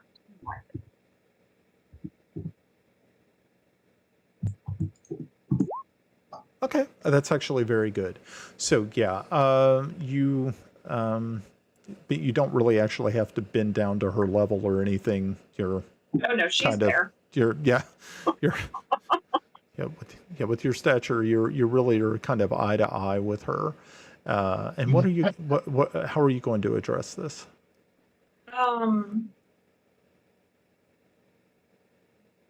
Grieving mother. May we offer you some comfort by putting your son to rest? You see that she looks up briefly with her tears, her tear-stained cheeks, kind of cutting through the grime that was on her face, and she just shakes her head in the affirmative to let you know that is definitely her wish. A strong paladin guy. Help. Are we digging holes again? We don't have to dig holes. There's enough rocks that we could probably to a shallow thing and cover him with rocks. Grab his head. Oh no, he ate the head. Never He mind. ate the head, yeah. Yeah, Yeah, don't have let's to worry not about that. discuss that out loud. No, we're not going to discuss that out loud in front of her, obviously, because we need to calm her down. And really, when you're dealing with a grieving person, the first thing you want to do is offer them the comfort, and maybe then we can get some information from her. But right now, the only thing we'll get from her is Okay. So, not yeah. in the cage. Okay. Timbo, you had something? Timble's going to see if he can remember when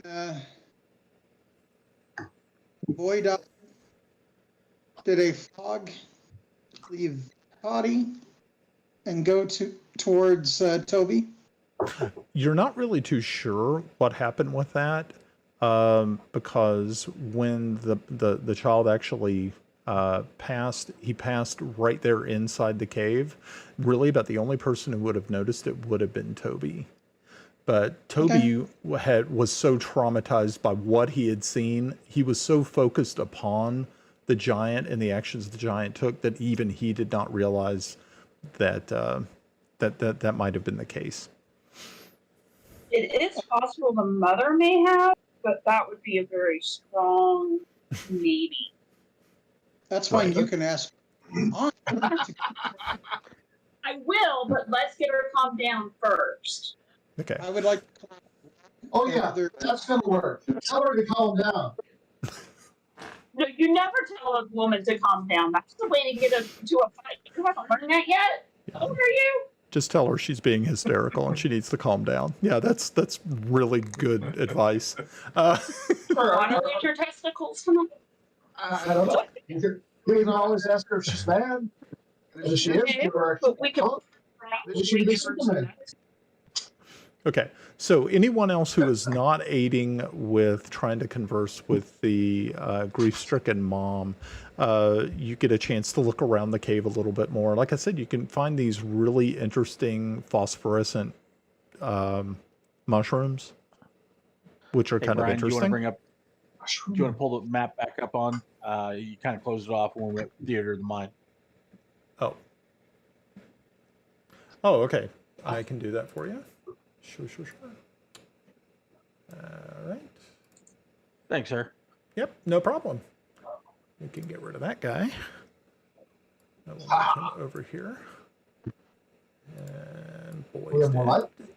Okay, so Phil's gonna go outside and start putting a stone cairn together. You gotta dig first. What's that? You gotta dig first. I didn't think we were We're not- digging. It doesn't need to be during day. Digging's a lot easier than building a big pile of rocks. Yeah. Yeah. That will Okay. help. Well, can we bury him like on a shelf or something in the cave?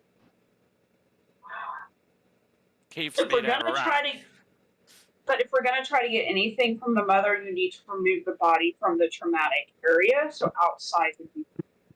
And it puts her in connect with nature. Because remember, I am a forestry person. Put her in touch with nature so she can begin that healing. Gee, look, I get to use all my training I've received. The sergeant's had some training. Well, they're doing. Sergeant's time. While we're out here doing this, I'm gonna drop a heal on Kellex because he looks pretty rough. yeah. You look pretty rough too. Toby got hit. No, Toby was missed. Yep. Toby No, got missed. somebody got clobbered. Who That got was clobbered? that was Kippy. Kellex. Yeah, That was- Kellex Kellex took. got smashed. Yeah. You got Kellex. like 17 points of damage or something. That was Kiffy. I No, thought that was I thought it was Kiffy. Oh. No, that was No. you, Kellex. that was you, buddy. Oh wow. Okay. Wow. Thanks for People's noticing. like, I didn't. don't follow the That was Downs like ball. 17 points of damage or some shit like that. But take 8 That's- back. That's why I asked you earlier, how are you doing? You're like, I'm fine. I'm like, geez, how many hit points does he have? Gee, Yeah, So, Toby's it took like, 17 get off. So it took, Oh, so, heal. So I took 17 and got what back, Mike? 8. 8. Okay. All of this fun. Timble's going to go out to the giant and he's going to collect blood, teeth, and go through the pockets, that sort of thing. Okay. Yeah, overall, what you're able to locate here inside of this cave is you're able to come away with 27 gold pieces and 80 You silver. got it, Russ? Yeah. How many silver? 80? Oh, okay. Yeah. Nothing else interesting? No, other than just a myriad of bones, clothing fragments. Sometimes you might find parts of boots and backpacks I and knew I stuff of shouldn't that have been nature, but there's not really of anything of any great value left in here. Okay. Yeah, kind of strange. Observationally, earlier you mentioned that he was hungry. Does he look emaciated, like maybe he's been starving? Looks as though he was not what you would consider probably the healthiest being. But hill giants usually are not. So it's not like you're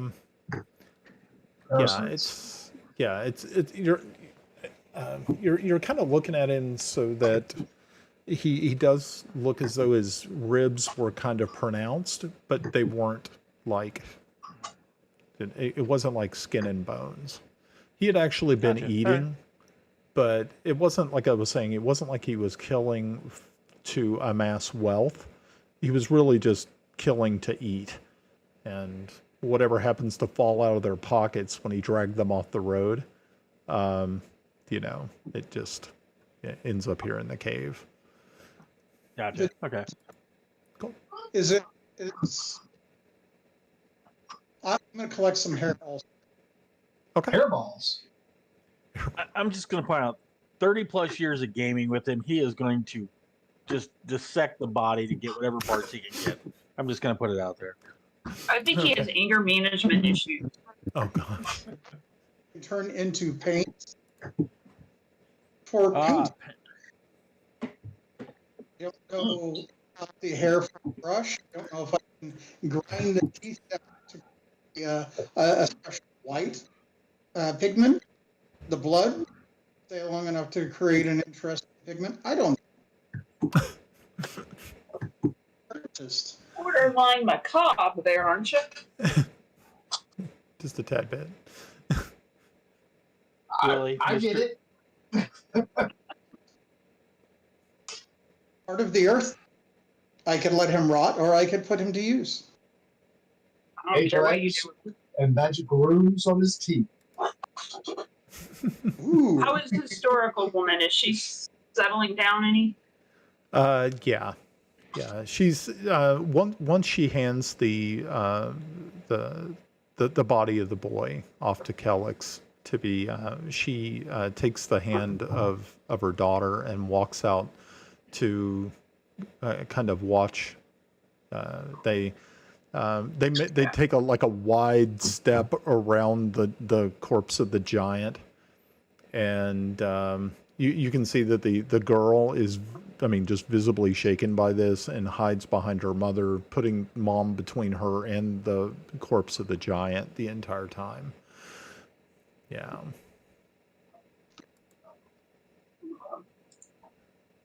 Is the mom calm enough to ask her what her name is? Yeah.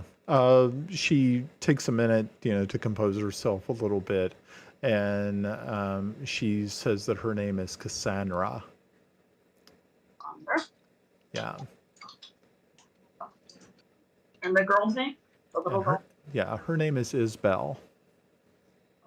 I'm not going to remember. I'm going to ask. Okay. Yeah, from what you can tell by the way they're dressed, they are obviously not servants.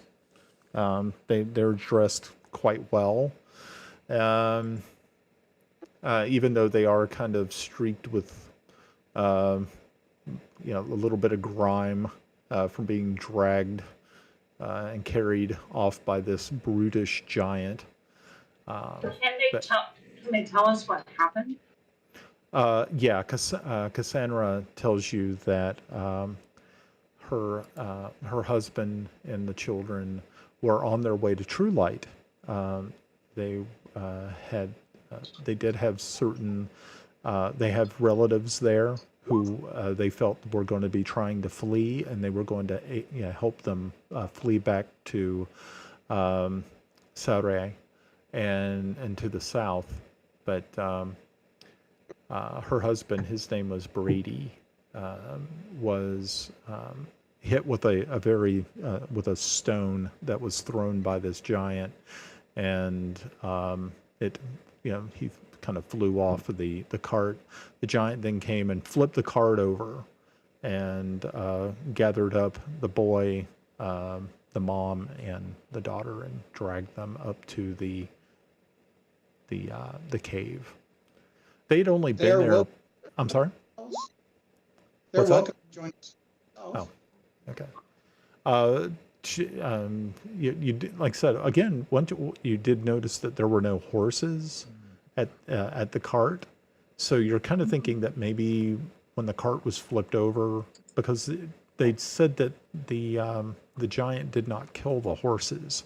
So the horses may be around somewhere, but seeing a giant usually would spook horses pretty badly, so you don't really know where they're off to. Okay. So I guess I'm gonna preempt. I'm gonna offer them passage back south where we're heading, because up north is pretty not great. Right. Yeah.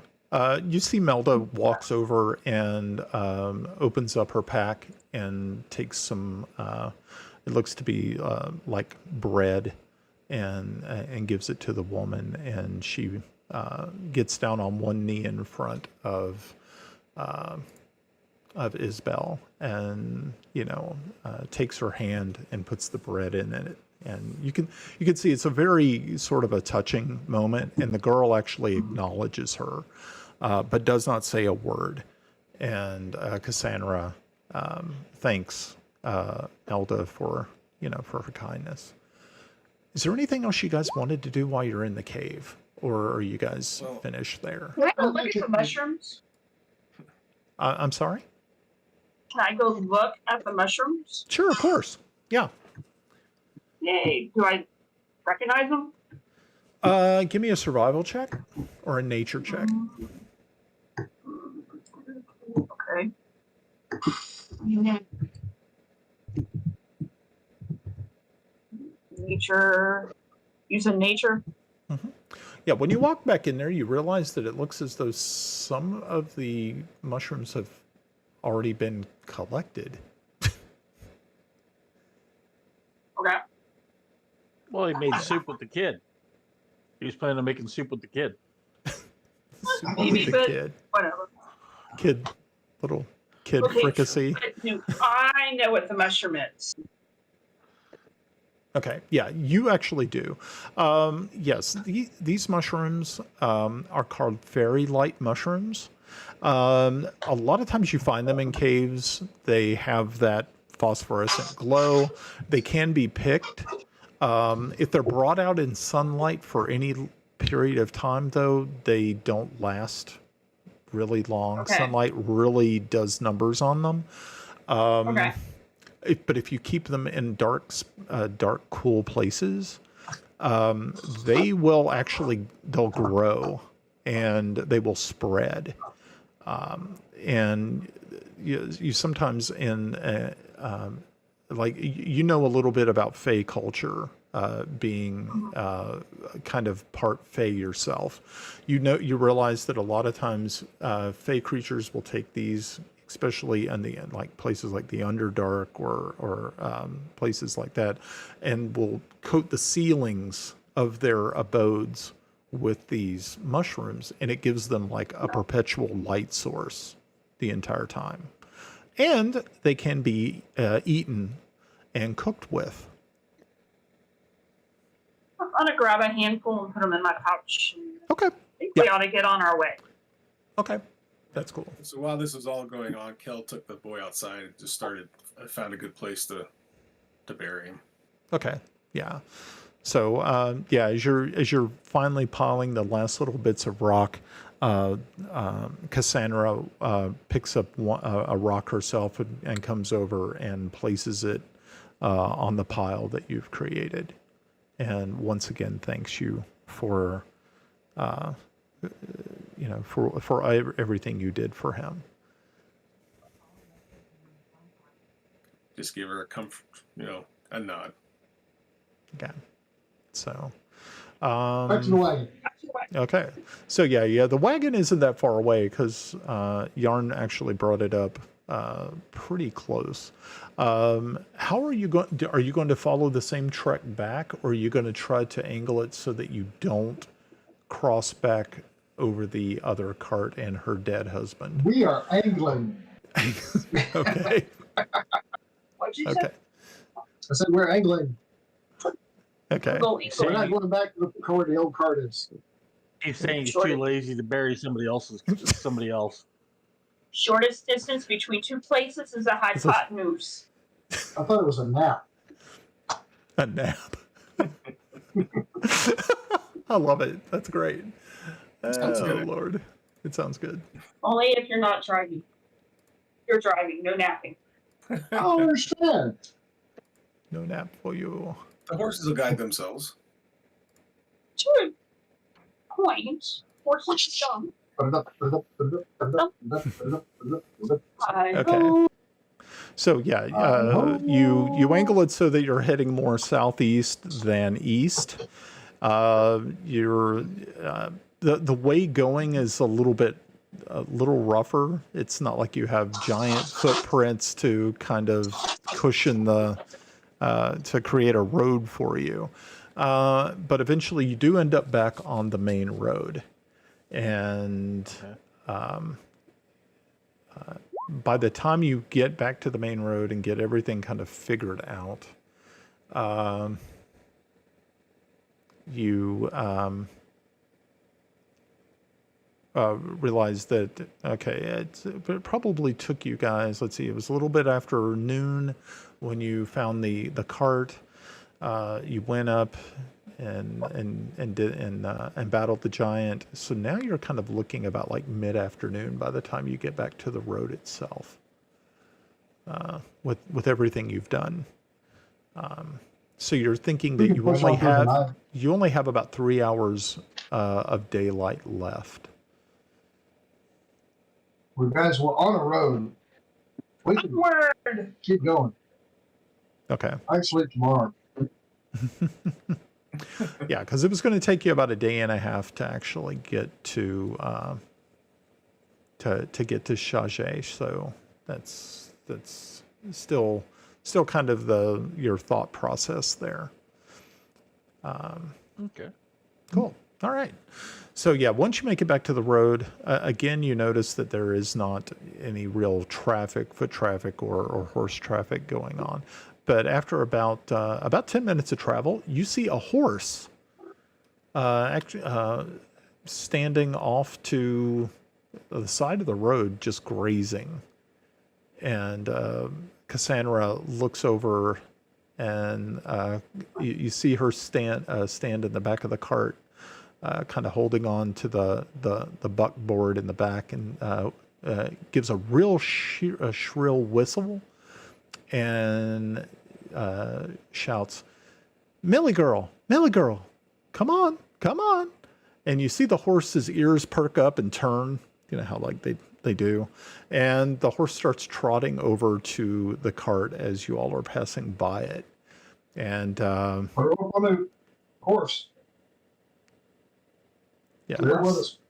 Yeah. So, you see Cassandra kind of reach out, grab the bit and bridle part, and she swings herself up onto the horse from the cart. Very graceful, and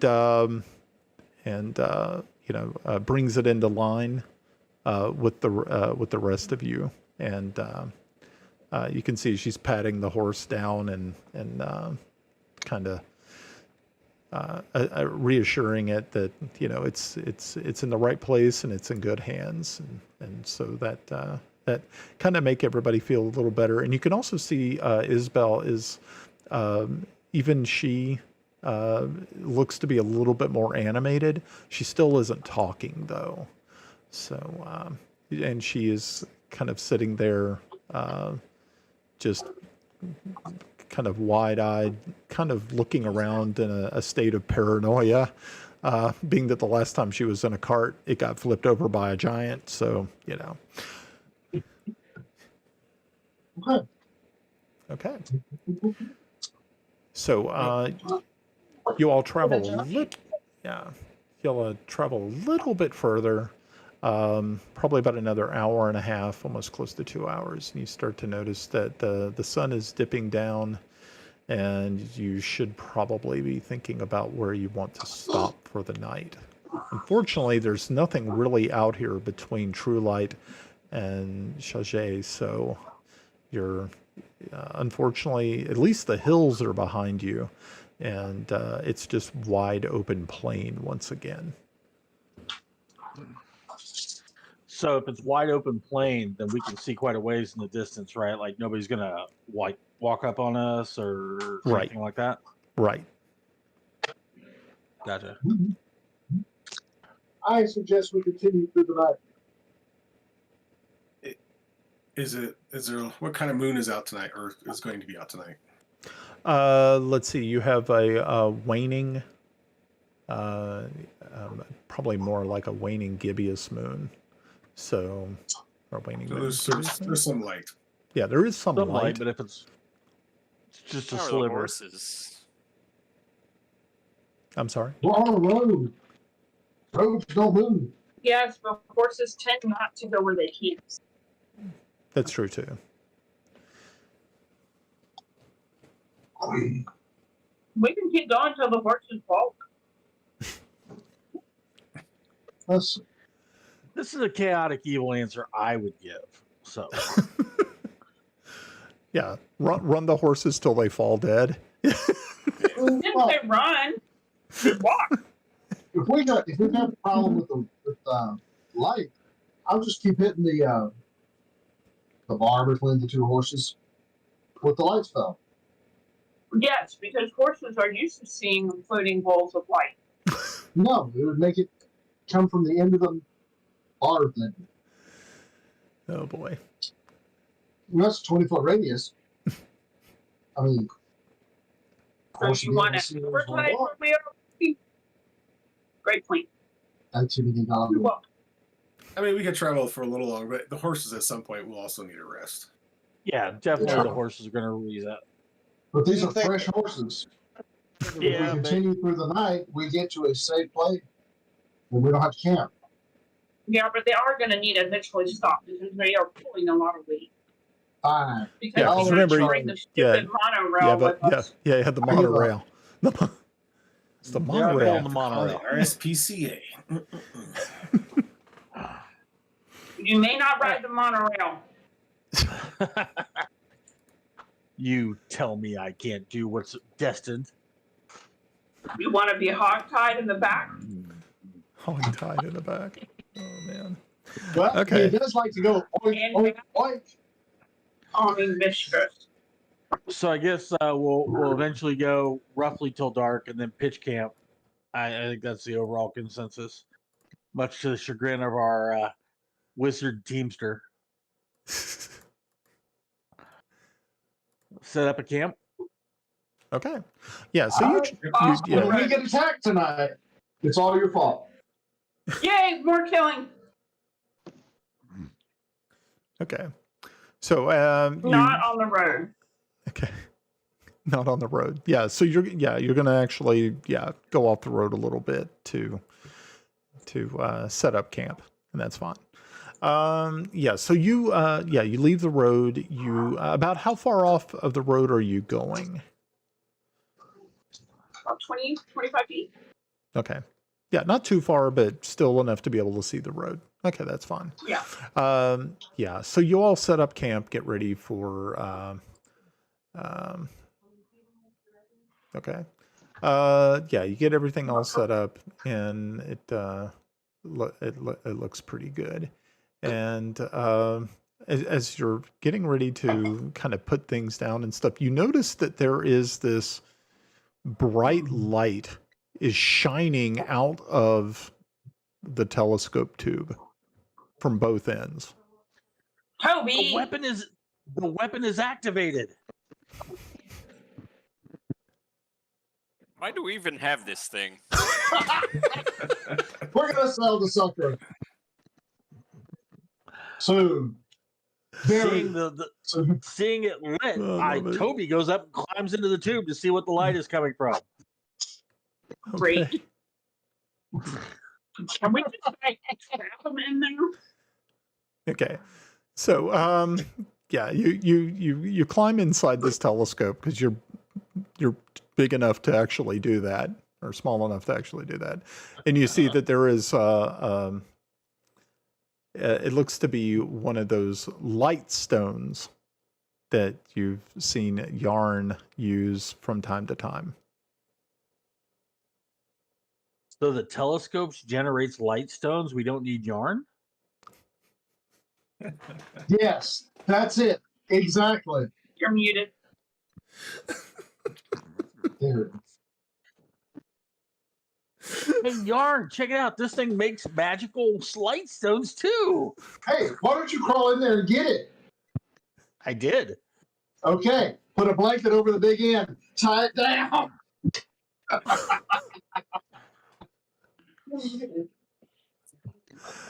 Oh my gosh. Okay. Kel just looks over at all the shenanigans, just shakes his head a bit, and settles down next to the fire. I'm too tired for this crap. You can't blame me. This one on me. This is Trimble. Set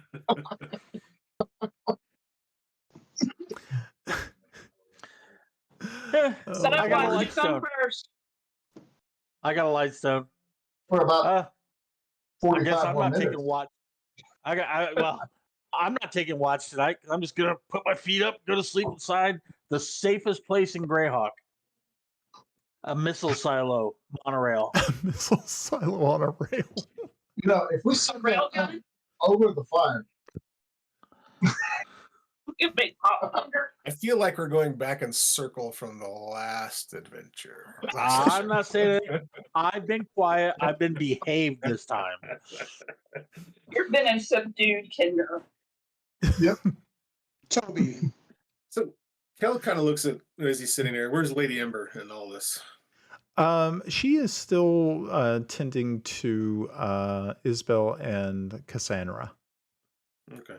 making sure that they're pretty much bedded down, and you can see that she's actually genuinely cares about these people that have kind of fallen kind of in her charge, so to speak. So yeah, after she makes sure that they are set, she actually comes over and takes a seat next to you, Calyx. And Calyx is just kind of he's just sitting there staring into the fire, just kind of thinking about the last couple of days, and he looks over at Lady Ember and asks, because obviously she's traveled, she's painted in drawings and things like that, and I kind of ask, have you ever seen a dragon before? she looks at you kind of shocked, and she says, "No. Did you see one? Like recently?" He contemplates for a couple of seconds. Actually, it was the night before we arrived at, where was it again? True Light? True light. True Light. Yep. True Light. It's during my watch, and I caught the glimpse of a falling star, and within the silhouette of that,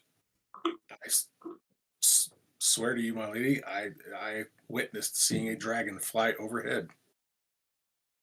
She thinks about it, and she says, "I've never seen one of those, Sir Calyx. I can't even imagine what you must have been going through your mind when you saw such a beast." Those are both a bit awestruck and starstruck. I'm sure. Yeah. She says, I'm almost wondering if it's a, I don't know. I'm not much. I mean, I'm a person of faith, of course, but I'm just wondering if it was a telling of something. What they call them, omens. she says, definitely. That's what it almost sounds like to me. And it's interesting that you should see it. Like maybe it was an omen and it was truly meant for you. Yeah, he kind of chuckles a bit at that. Interesting. Well, I'm sure you would want to get some. Oh, go ahead. Sorry. Yeah, she just gives you kind of a smile, and she says, and she takes her hand and places it upon on your arm and says, "What you did today, burying that boy, that was so right and so noble." And she just kind of looks down and she says, "I'm very fortunate to have fallen into your company, I feel."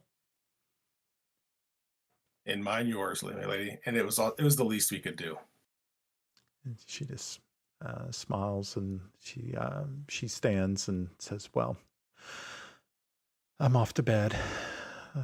Hopefully tomorrow will be a little better.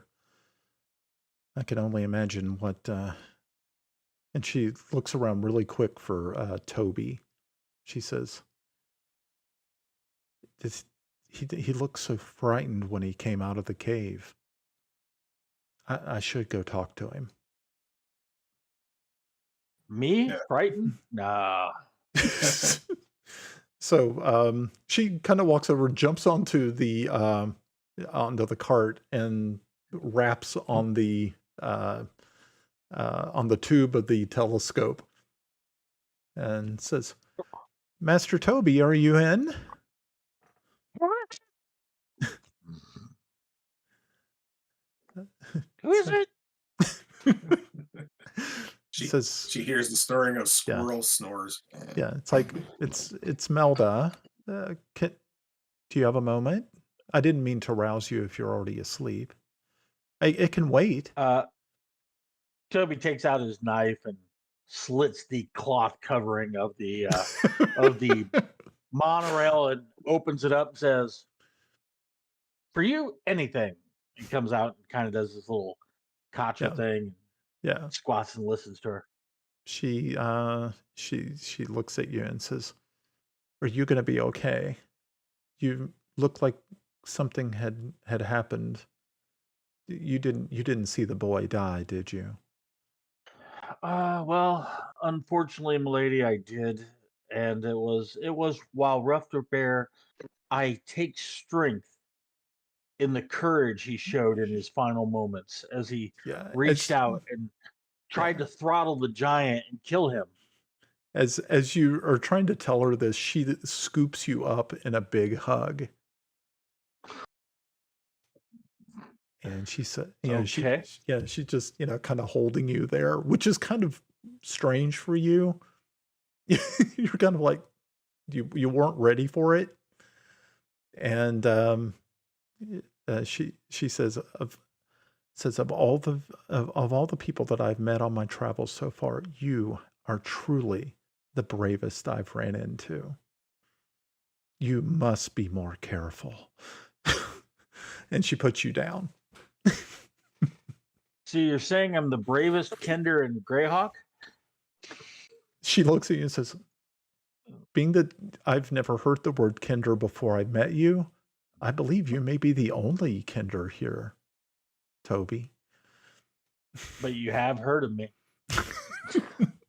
With that, you get at least a good chuckle out of her, and she's like, she just pats the telescope housing and says, "What are you planning on doing with this thing?" Ooh, that's another intelligence check. Oh, I made a 19. I almost saw a 1. I've been thinking about this. Originally, I thought it could be used as a weapon. And earlier I saw the light shining out of it, and I thought it was being charged. Then I realized I was being duped by my comrade. So maybe we take it to town, part it out, and make a little bit of money. And she gives you a smile and says, "That might actually not be a bad idea." Very well. It said, "Wow, brave and wise." And she stands up and says, "Well, Toby, have a good sleep, and we'll see you tomorrow. I hope you have pleasant dreams, no matter what you've seen today." And Hopefully, this isn't like the Dread Pirate Toby, where good night, Toby. I most likely will kill you in the morning. you have a feeling that Melda is not that type of person, so you're like going, Okay. yeah, you have a good feeling that she is not that type of elf. So yeah, so you end up putting yourself back into the tube and eventually falling asleep, sort of gazing out at the stars above you. Because that's what Toby does, is he goes and hides and never takes his shift.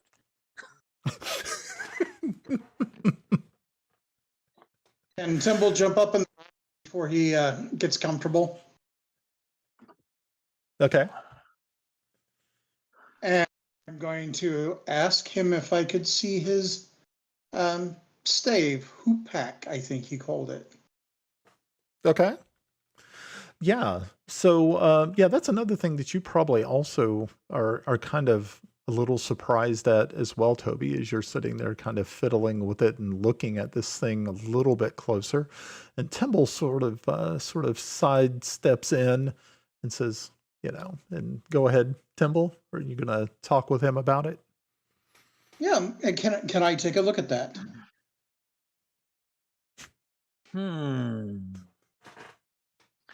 I would like to make a perception check to try and understand what he's trying to do. Like an insight? Yeah, like an insight. Yeah, there we go. Ooh, even better. 24. Jeez. Okay. Okay, so are there any ulterior motives? So, Timble, if you are trying to act, or, I mean, unless you're being extremely genuine, that you're just curious about what you had seen and not actually have any hidden motive. No, there's no bag for me to slip it into to try to get him in trouble. So what I would like to do is just look at it and maybe ask Barn if he would like to look at this. Okay. So what you're able to determine, Toby, is that he seems extremely genuine in his request, and it does not seem to be based in any sort of malice towards you or in any way you're feeling threatened by the request. Cautiously takes it out and says, "I think this is metal or something under here." And he points to the chip part out. That's I don't know. I was curious about that. I take out my dagger and I just scrape around that spot to see if we remove any of the outer wood, is the actual metal underneath. Yeah, the more you start picking at it, the more you realize that there is a very light. It doesn't seem to really. The weight doesn't seem to really belie what is below. But yeah, as you keep chipping away, you also notice that there are very ancient. It looks to be some sort of either runes or a language that is beneath. And so, but not knowing exactly what languages you speak, you may not be able to actually understand what you see. So kind of let me know what and I'll let you know if there's anything close to it or if you're completely oblivious to the fact of its meetings. I am from Kryn and I do Draconic. Okay. It is not Draconic, unfortunately. Okay. Gotcha. Okay. Hal, time for Yarn to step in, if you would. I'd like to wave him over so that we may look at this. Okay. Hmm. So, yeah, if I guess if Toby agrees, even though Yarn was playing tricks with him earlier and trying to lock him into his telescope tube. Yeah, so Yarn, you're uh-huh. I just want it known if he used a cloak or a blanket, he has to describe until he gets it repaired what he does with half a blanket going this way and half a blanket or cloak. Okay. Okay, that's fine. So yeah. Fire. Okay. So yeah, Yarn, yeah, you hear Temple call you over and you can see that he and Toby are standing there looking kind of quizzically at the hoopack, which you had noticed before had sustained some damage when he took that trip outside of the cave. Mm-hmm. Well, is it worth a spell slot for me to see if it's magic? I'm not asking you. I'm asking them. It's up to you. What is the spell slot you speak of? We're getting ready to go into a. Is it worth it to you, for me to cast a spell to see if it's magic? Yes. I think we're getting ready to go into a long rest, so you might as well. Okay. Okay. Yes. Okay. Double detect magic. Okay. So yeah, you are actually able to do that. Kellex, I need you to make a perception check.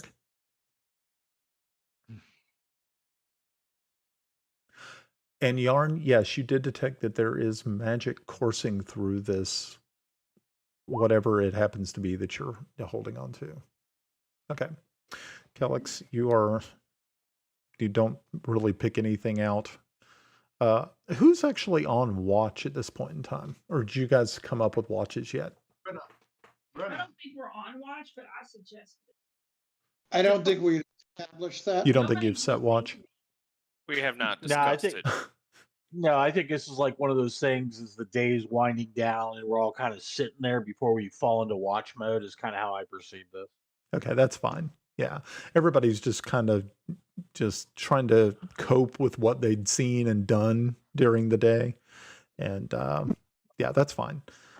But okay, so Kellex, you're completely oblivious to anything that might be. You're just right now staring into the fire once again, contemplating what is going to come the next day, and who knows what if you're going to make it through another one.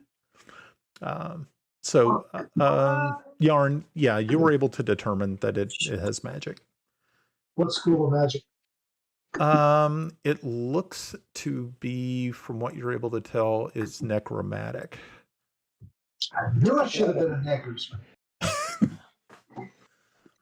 But you can also tell something very interesting about the wood that is coating this thing. The wood is also magical, but it looks to be the type of magic that is of nature, and that it's actually hiding the true intention of the thing underneath. Interesting. Exactly. So, we got this outer coating that's like druidic, and then we have the inner, which is necromantic. Yep. This means something. So Grenna, what was there something you I saw you rolled some stuff. I was checking on you. Oh no, I was just going to see if I noticed what they're doing, but apparently I'm pretty oblivious and tired. You're probably tired. Okay. All right, so go ahead, Yarn. You were. Yeah, I was telling everybody that it's druidic on the outside, necromantic on the inside. It's like a Twinkie. Kiffy.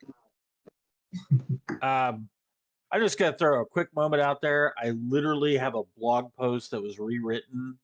It was going to go out tomorrow. I had it scheduled. I didn't know this. A guy I knew I just blogged about died. Rico Browning, the last Oh. of the Universal. He was the creature from the Black Lagoon. Oh, Oh. wow. Yeah, so that was kind of weird. I didn't know that with the blog post going out tomorrow. Did you edit? Huh? Hmm. Did you edit the post? It's scheduled. I'll just stop the schedule. Oh, Cool. Sorry Okay. about that. Sorry about that. That's okay. The So- necromancy made now me for look. something completely different. Was somebody was taking my name in vain? About That would- what Yeah, exactly? Kippy. This is kind of druidic. Do you do druidic? I don't know shit about druidic, man. I live in How about you? a mountain. Pal? Do you know anything about druidic? Can you detect good or evil? Maybe tomorrow. So, Brenna, do you know anything about druidic? Me? You're the ranger type. Nature-ish. I don't know. The good old ranger. Da-da-da-da-da-da. All right, let's see. No, Got some I can, general knowledge of Arcana. Yeah. I can Which roll. Doesn't help me out at all. so Yeah, hold from an, on. Yeah, it didn't from really an help. out of from an out of character, since I do have divine sense, but I'm not sure. Does that actually work on objects, or is that more like people? With a religion check? Work? That's what I'm gonna roll. I'm gonna roll a religion check. Well, if 17. you're kind of thinking that it's necromantic, and being that no one has been able to actually read the inscription on the metallic part, There's an inscription? yeah, there's actually like runes carved into the section that you all been picking away at. Okay. But so far, nobody has came up with a language that would quite match what you're trying to read. So, See, you know it's not draconic, and you know it's not common. okay. The Yeah. Elvish. Common, Suloese, or the cold tongue? No? Anybody else want to give it a look? Okay, so I hear them talking, and I kind of stand up and go over and see what all the fuss is about. And as I'm listening, I said, "Well, I can see what I can sense. If I can sense if it's good or evil. Okay. Not sure if this usually works on objects. You're using detect evil, No, it's divine sense. divine So sense. as an action, you can detect good and evil until the end of your next turn, and can sense anything affected by the hollow spell, or know the location of any celestial fiend undead within 60 feet that is not behind total cover. Okay. You can use this feature 3 times per rest. So I'm just gonna kind of focus on. I'm gonna say one of the analects of Heronius is I'm trying to concentrate on this object. Okay. And as you're concentrating on the object, using your sort of inner sight into this, you are able to feel that whatever is beneath the natural magic, which was used to obscure it, is very, very dark and very, very evil. I drop it. Yeah, actually, Something. actually, as you don't even get a chance to touch it. As you're walking towards it, the more the closer you get to it, the more uneasy you feel about it. And when you're actually standing like right up, looking down upon it, even though you may not be able to read what the script is, you realize, oh, this is not something to be played with. Tell the group there's something dark about this. You called it a hoopak? Yeah, it's a traditional weapon of my people. I urge you not to wield it. There's something ill about it. Let's put it in the fire and burn it. Always with the fire. Well, Actually, have you got I rolled. another perfect way to dispose of it? Toby rolled a 1. Intelligence check goes, destroy it. And he goes and smacks it on the ground as hard as he can. Okay. Let's make an attack roll. And then just make standard damage. Let's see how much damage this thing can take. So interestingly, do I use the quarterstaff damage and attack bonuses? Because it is a quarterstaff? Okay. Yep. I rolled an 11. Okay. Well, it's easy enough to hit the ground. It's not like you're trying to like hit something super special. So yeah. I do it all the time. Yeah. So go ahead and I roll. attack the darkness. I attack the ground. Yeah. So go ahead and roll damage. The gazebo. Let's see. That's bludgeoning damage. 11 points damage. Okay. Okay. Very good. All right. Yeah. So you actually crack a lot of the wood off of this, especially off like the head of it. Okay. And now you can now Calyx, you need to actually step back from it. You just, yeah. And also, Kiffy, you feel that there is like, it's like the atmosphere around you and around the camp has gotten heavy, so much so that you are able to perceive it. Oh, hell no. So yeah, Kel just, you see him step back real quick. You actually see him, he flinches for his warhammer. Right. At this point, you see Melda walk up next to you, Calyx, and she is like, "What's happening?" Because she just noticed that just the flinch, and she looks over at Toby, and she's like, "What is he doing? That's his? Isn't that his hoopak? Why is he?" And then you're going to bring it down again, I guess. Yes. Okay, so yeah, you bring this thing down again and crack, and the rest of the wood just falls away. And Calyx, at this point in time, you cannot even, I mean, it's almost blinding, the evil that is pulsing from this thing. And even like I said, and Kiffy, you two now like go, okay, that's not right. that's a bad thing. And so what you are actually holding now, Toby, it looks to be a scepter. And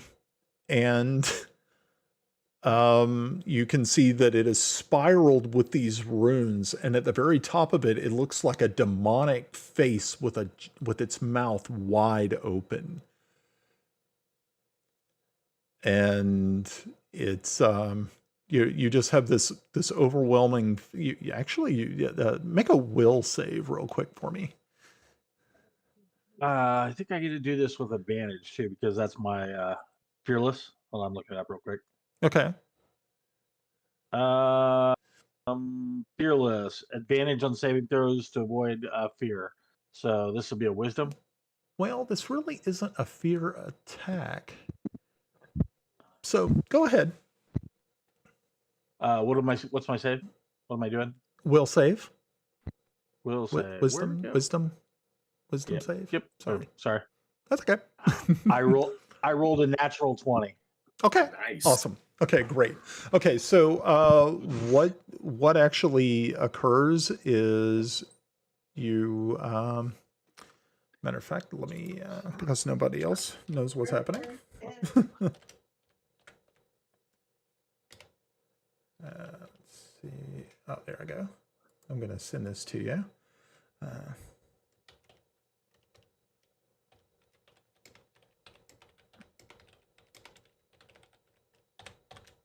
Okay, and that is what you hear in your mind. It's in the chat in Roll20. Discord? Oh, No, Roll20. Roll20. Yep, go in there.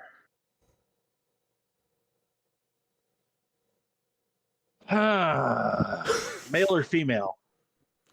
It is kind of hard to tell. It sounds very, what you would say, probably demonic. Oh, so female. Female. A female. It's a they them. Kill it with It's fire. a they them. Are you a god?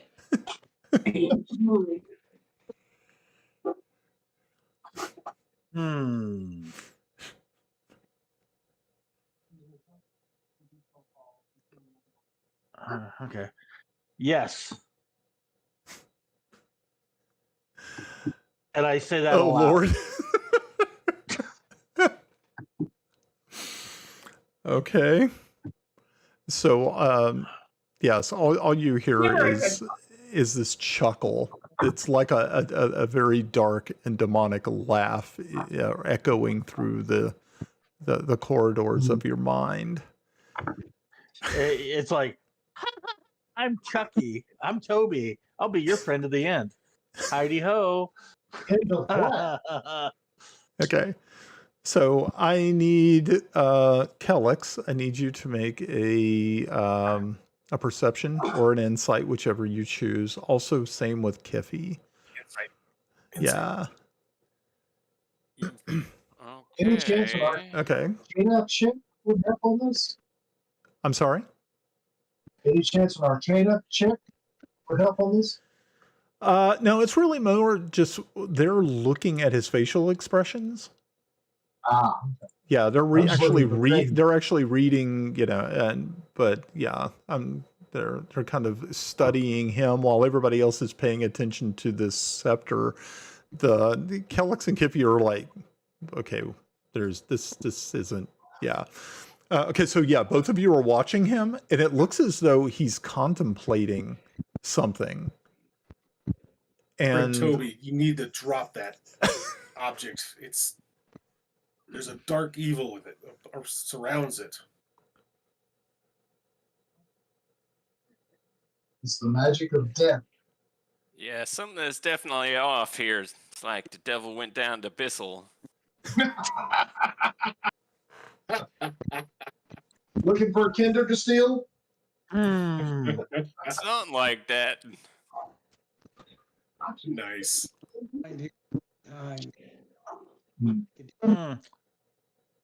Hold on a second.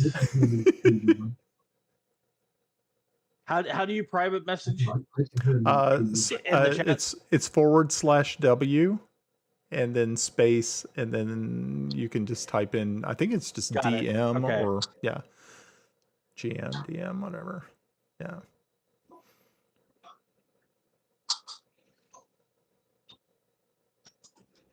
There's been a lot of whispering in this session. Your mom says it's not polite.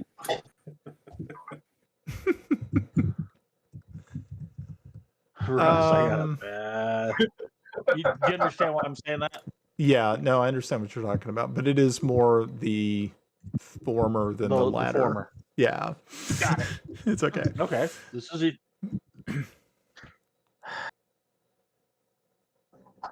Thinking the same thing. That is Grenna, that's always a possibility.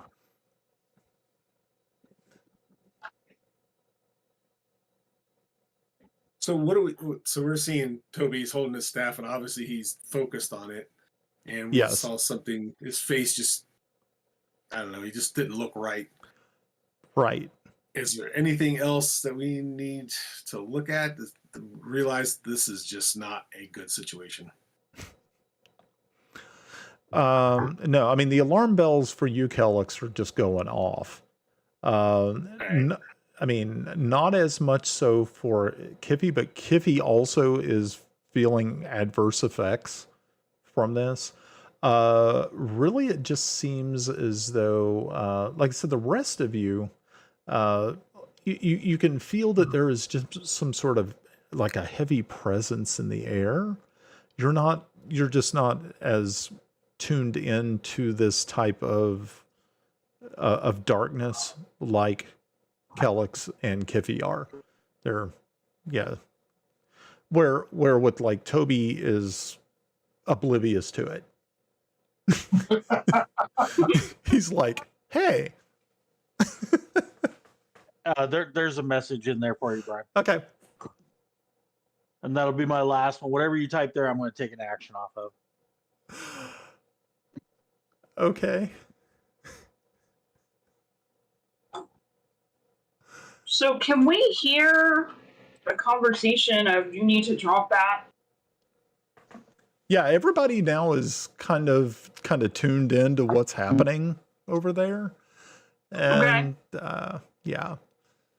I mean, in even you've also noticed that the horses are even kind of picked up on it and are kind of watching what is occurring on top of the telescope. I honestly have this vision of "Cry Little Sister" from the Lost Boys is in the soundtrack right now. Cry Little Sister. I would think now that I'm would, gonna have it sung in my head. Thanks. yeah. You're welcome. It's like as you were pounding it against the ground, it was that heavy boom, boom, boom. You know, it's like yeah, that's so on point. Oh geez. Okay, that's great. So I'm sorry, is Toby on top of the telescope now? Well, he's standing on top of the because it was him Telescope. and Yarn and Timble and then the rest of you all started congregating around. So he's actually just standing up there next to them as as he he's got this thing in his hand, and it's from what you can tell, it looks to be made of something a lot akin to silver. But you're not really too sure. And actually, I'm holding it two-handed because I'm a Kender, so it's a little bit bigger. Yes, So it is bigger than you. But as a Kender, I'm kind of wielding it kind of two-handed. Yeah. Can I notice if he is acting less himself than normal? There's no normal How there. would you notice? Yeah, I was like going. Okay, so we know that he's normally happy-go-lucky and carefree, and we're gonna die. Okay. Is this normal or is this abnormal to his normal? It's not the happy-go-lucky sort of Kender that you've known. It seems that he's not really paying a lot of attention to you all. It seems like he's listening to something.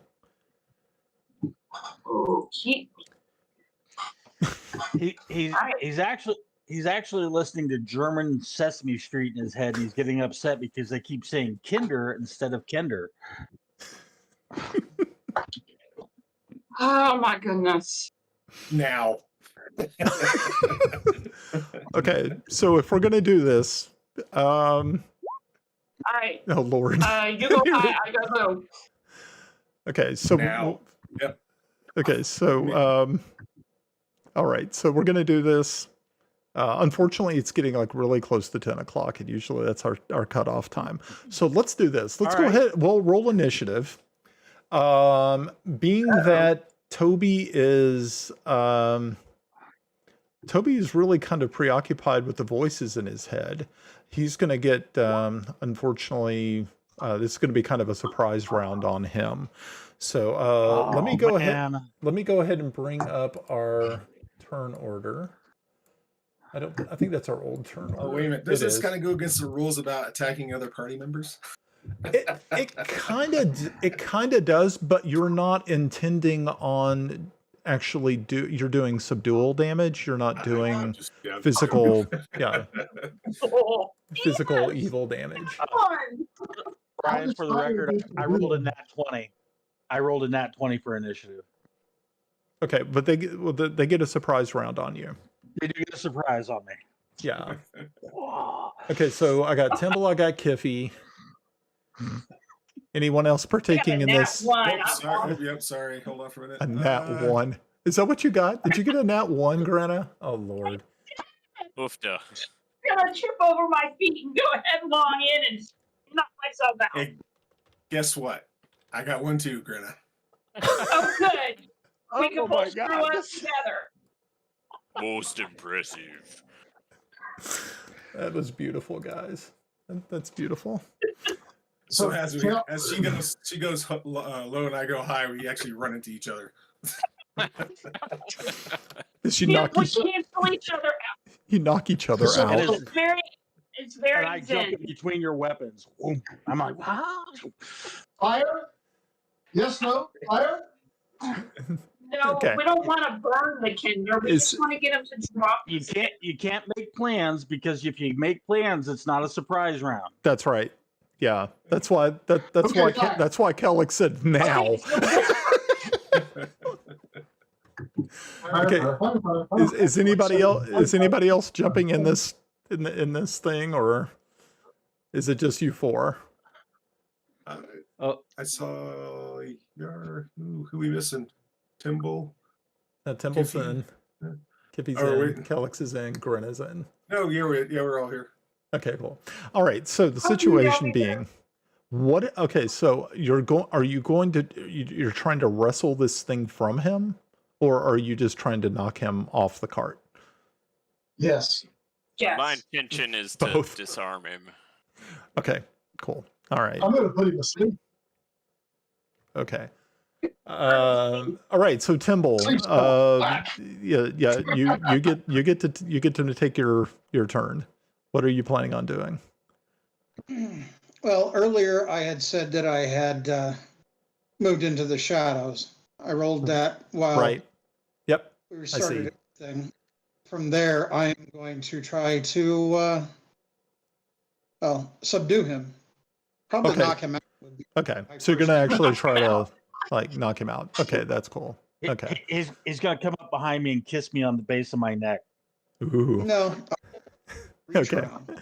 Okay, so let's keep this. Okay, so this is the action we're taking. I'm saving the turn order for this turn, and we're going to leave it at that for this evening. So, all right. Yeah. Okay, so of course, like always, I have to ask: Did you at least have fun?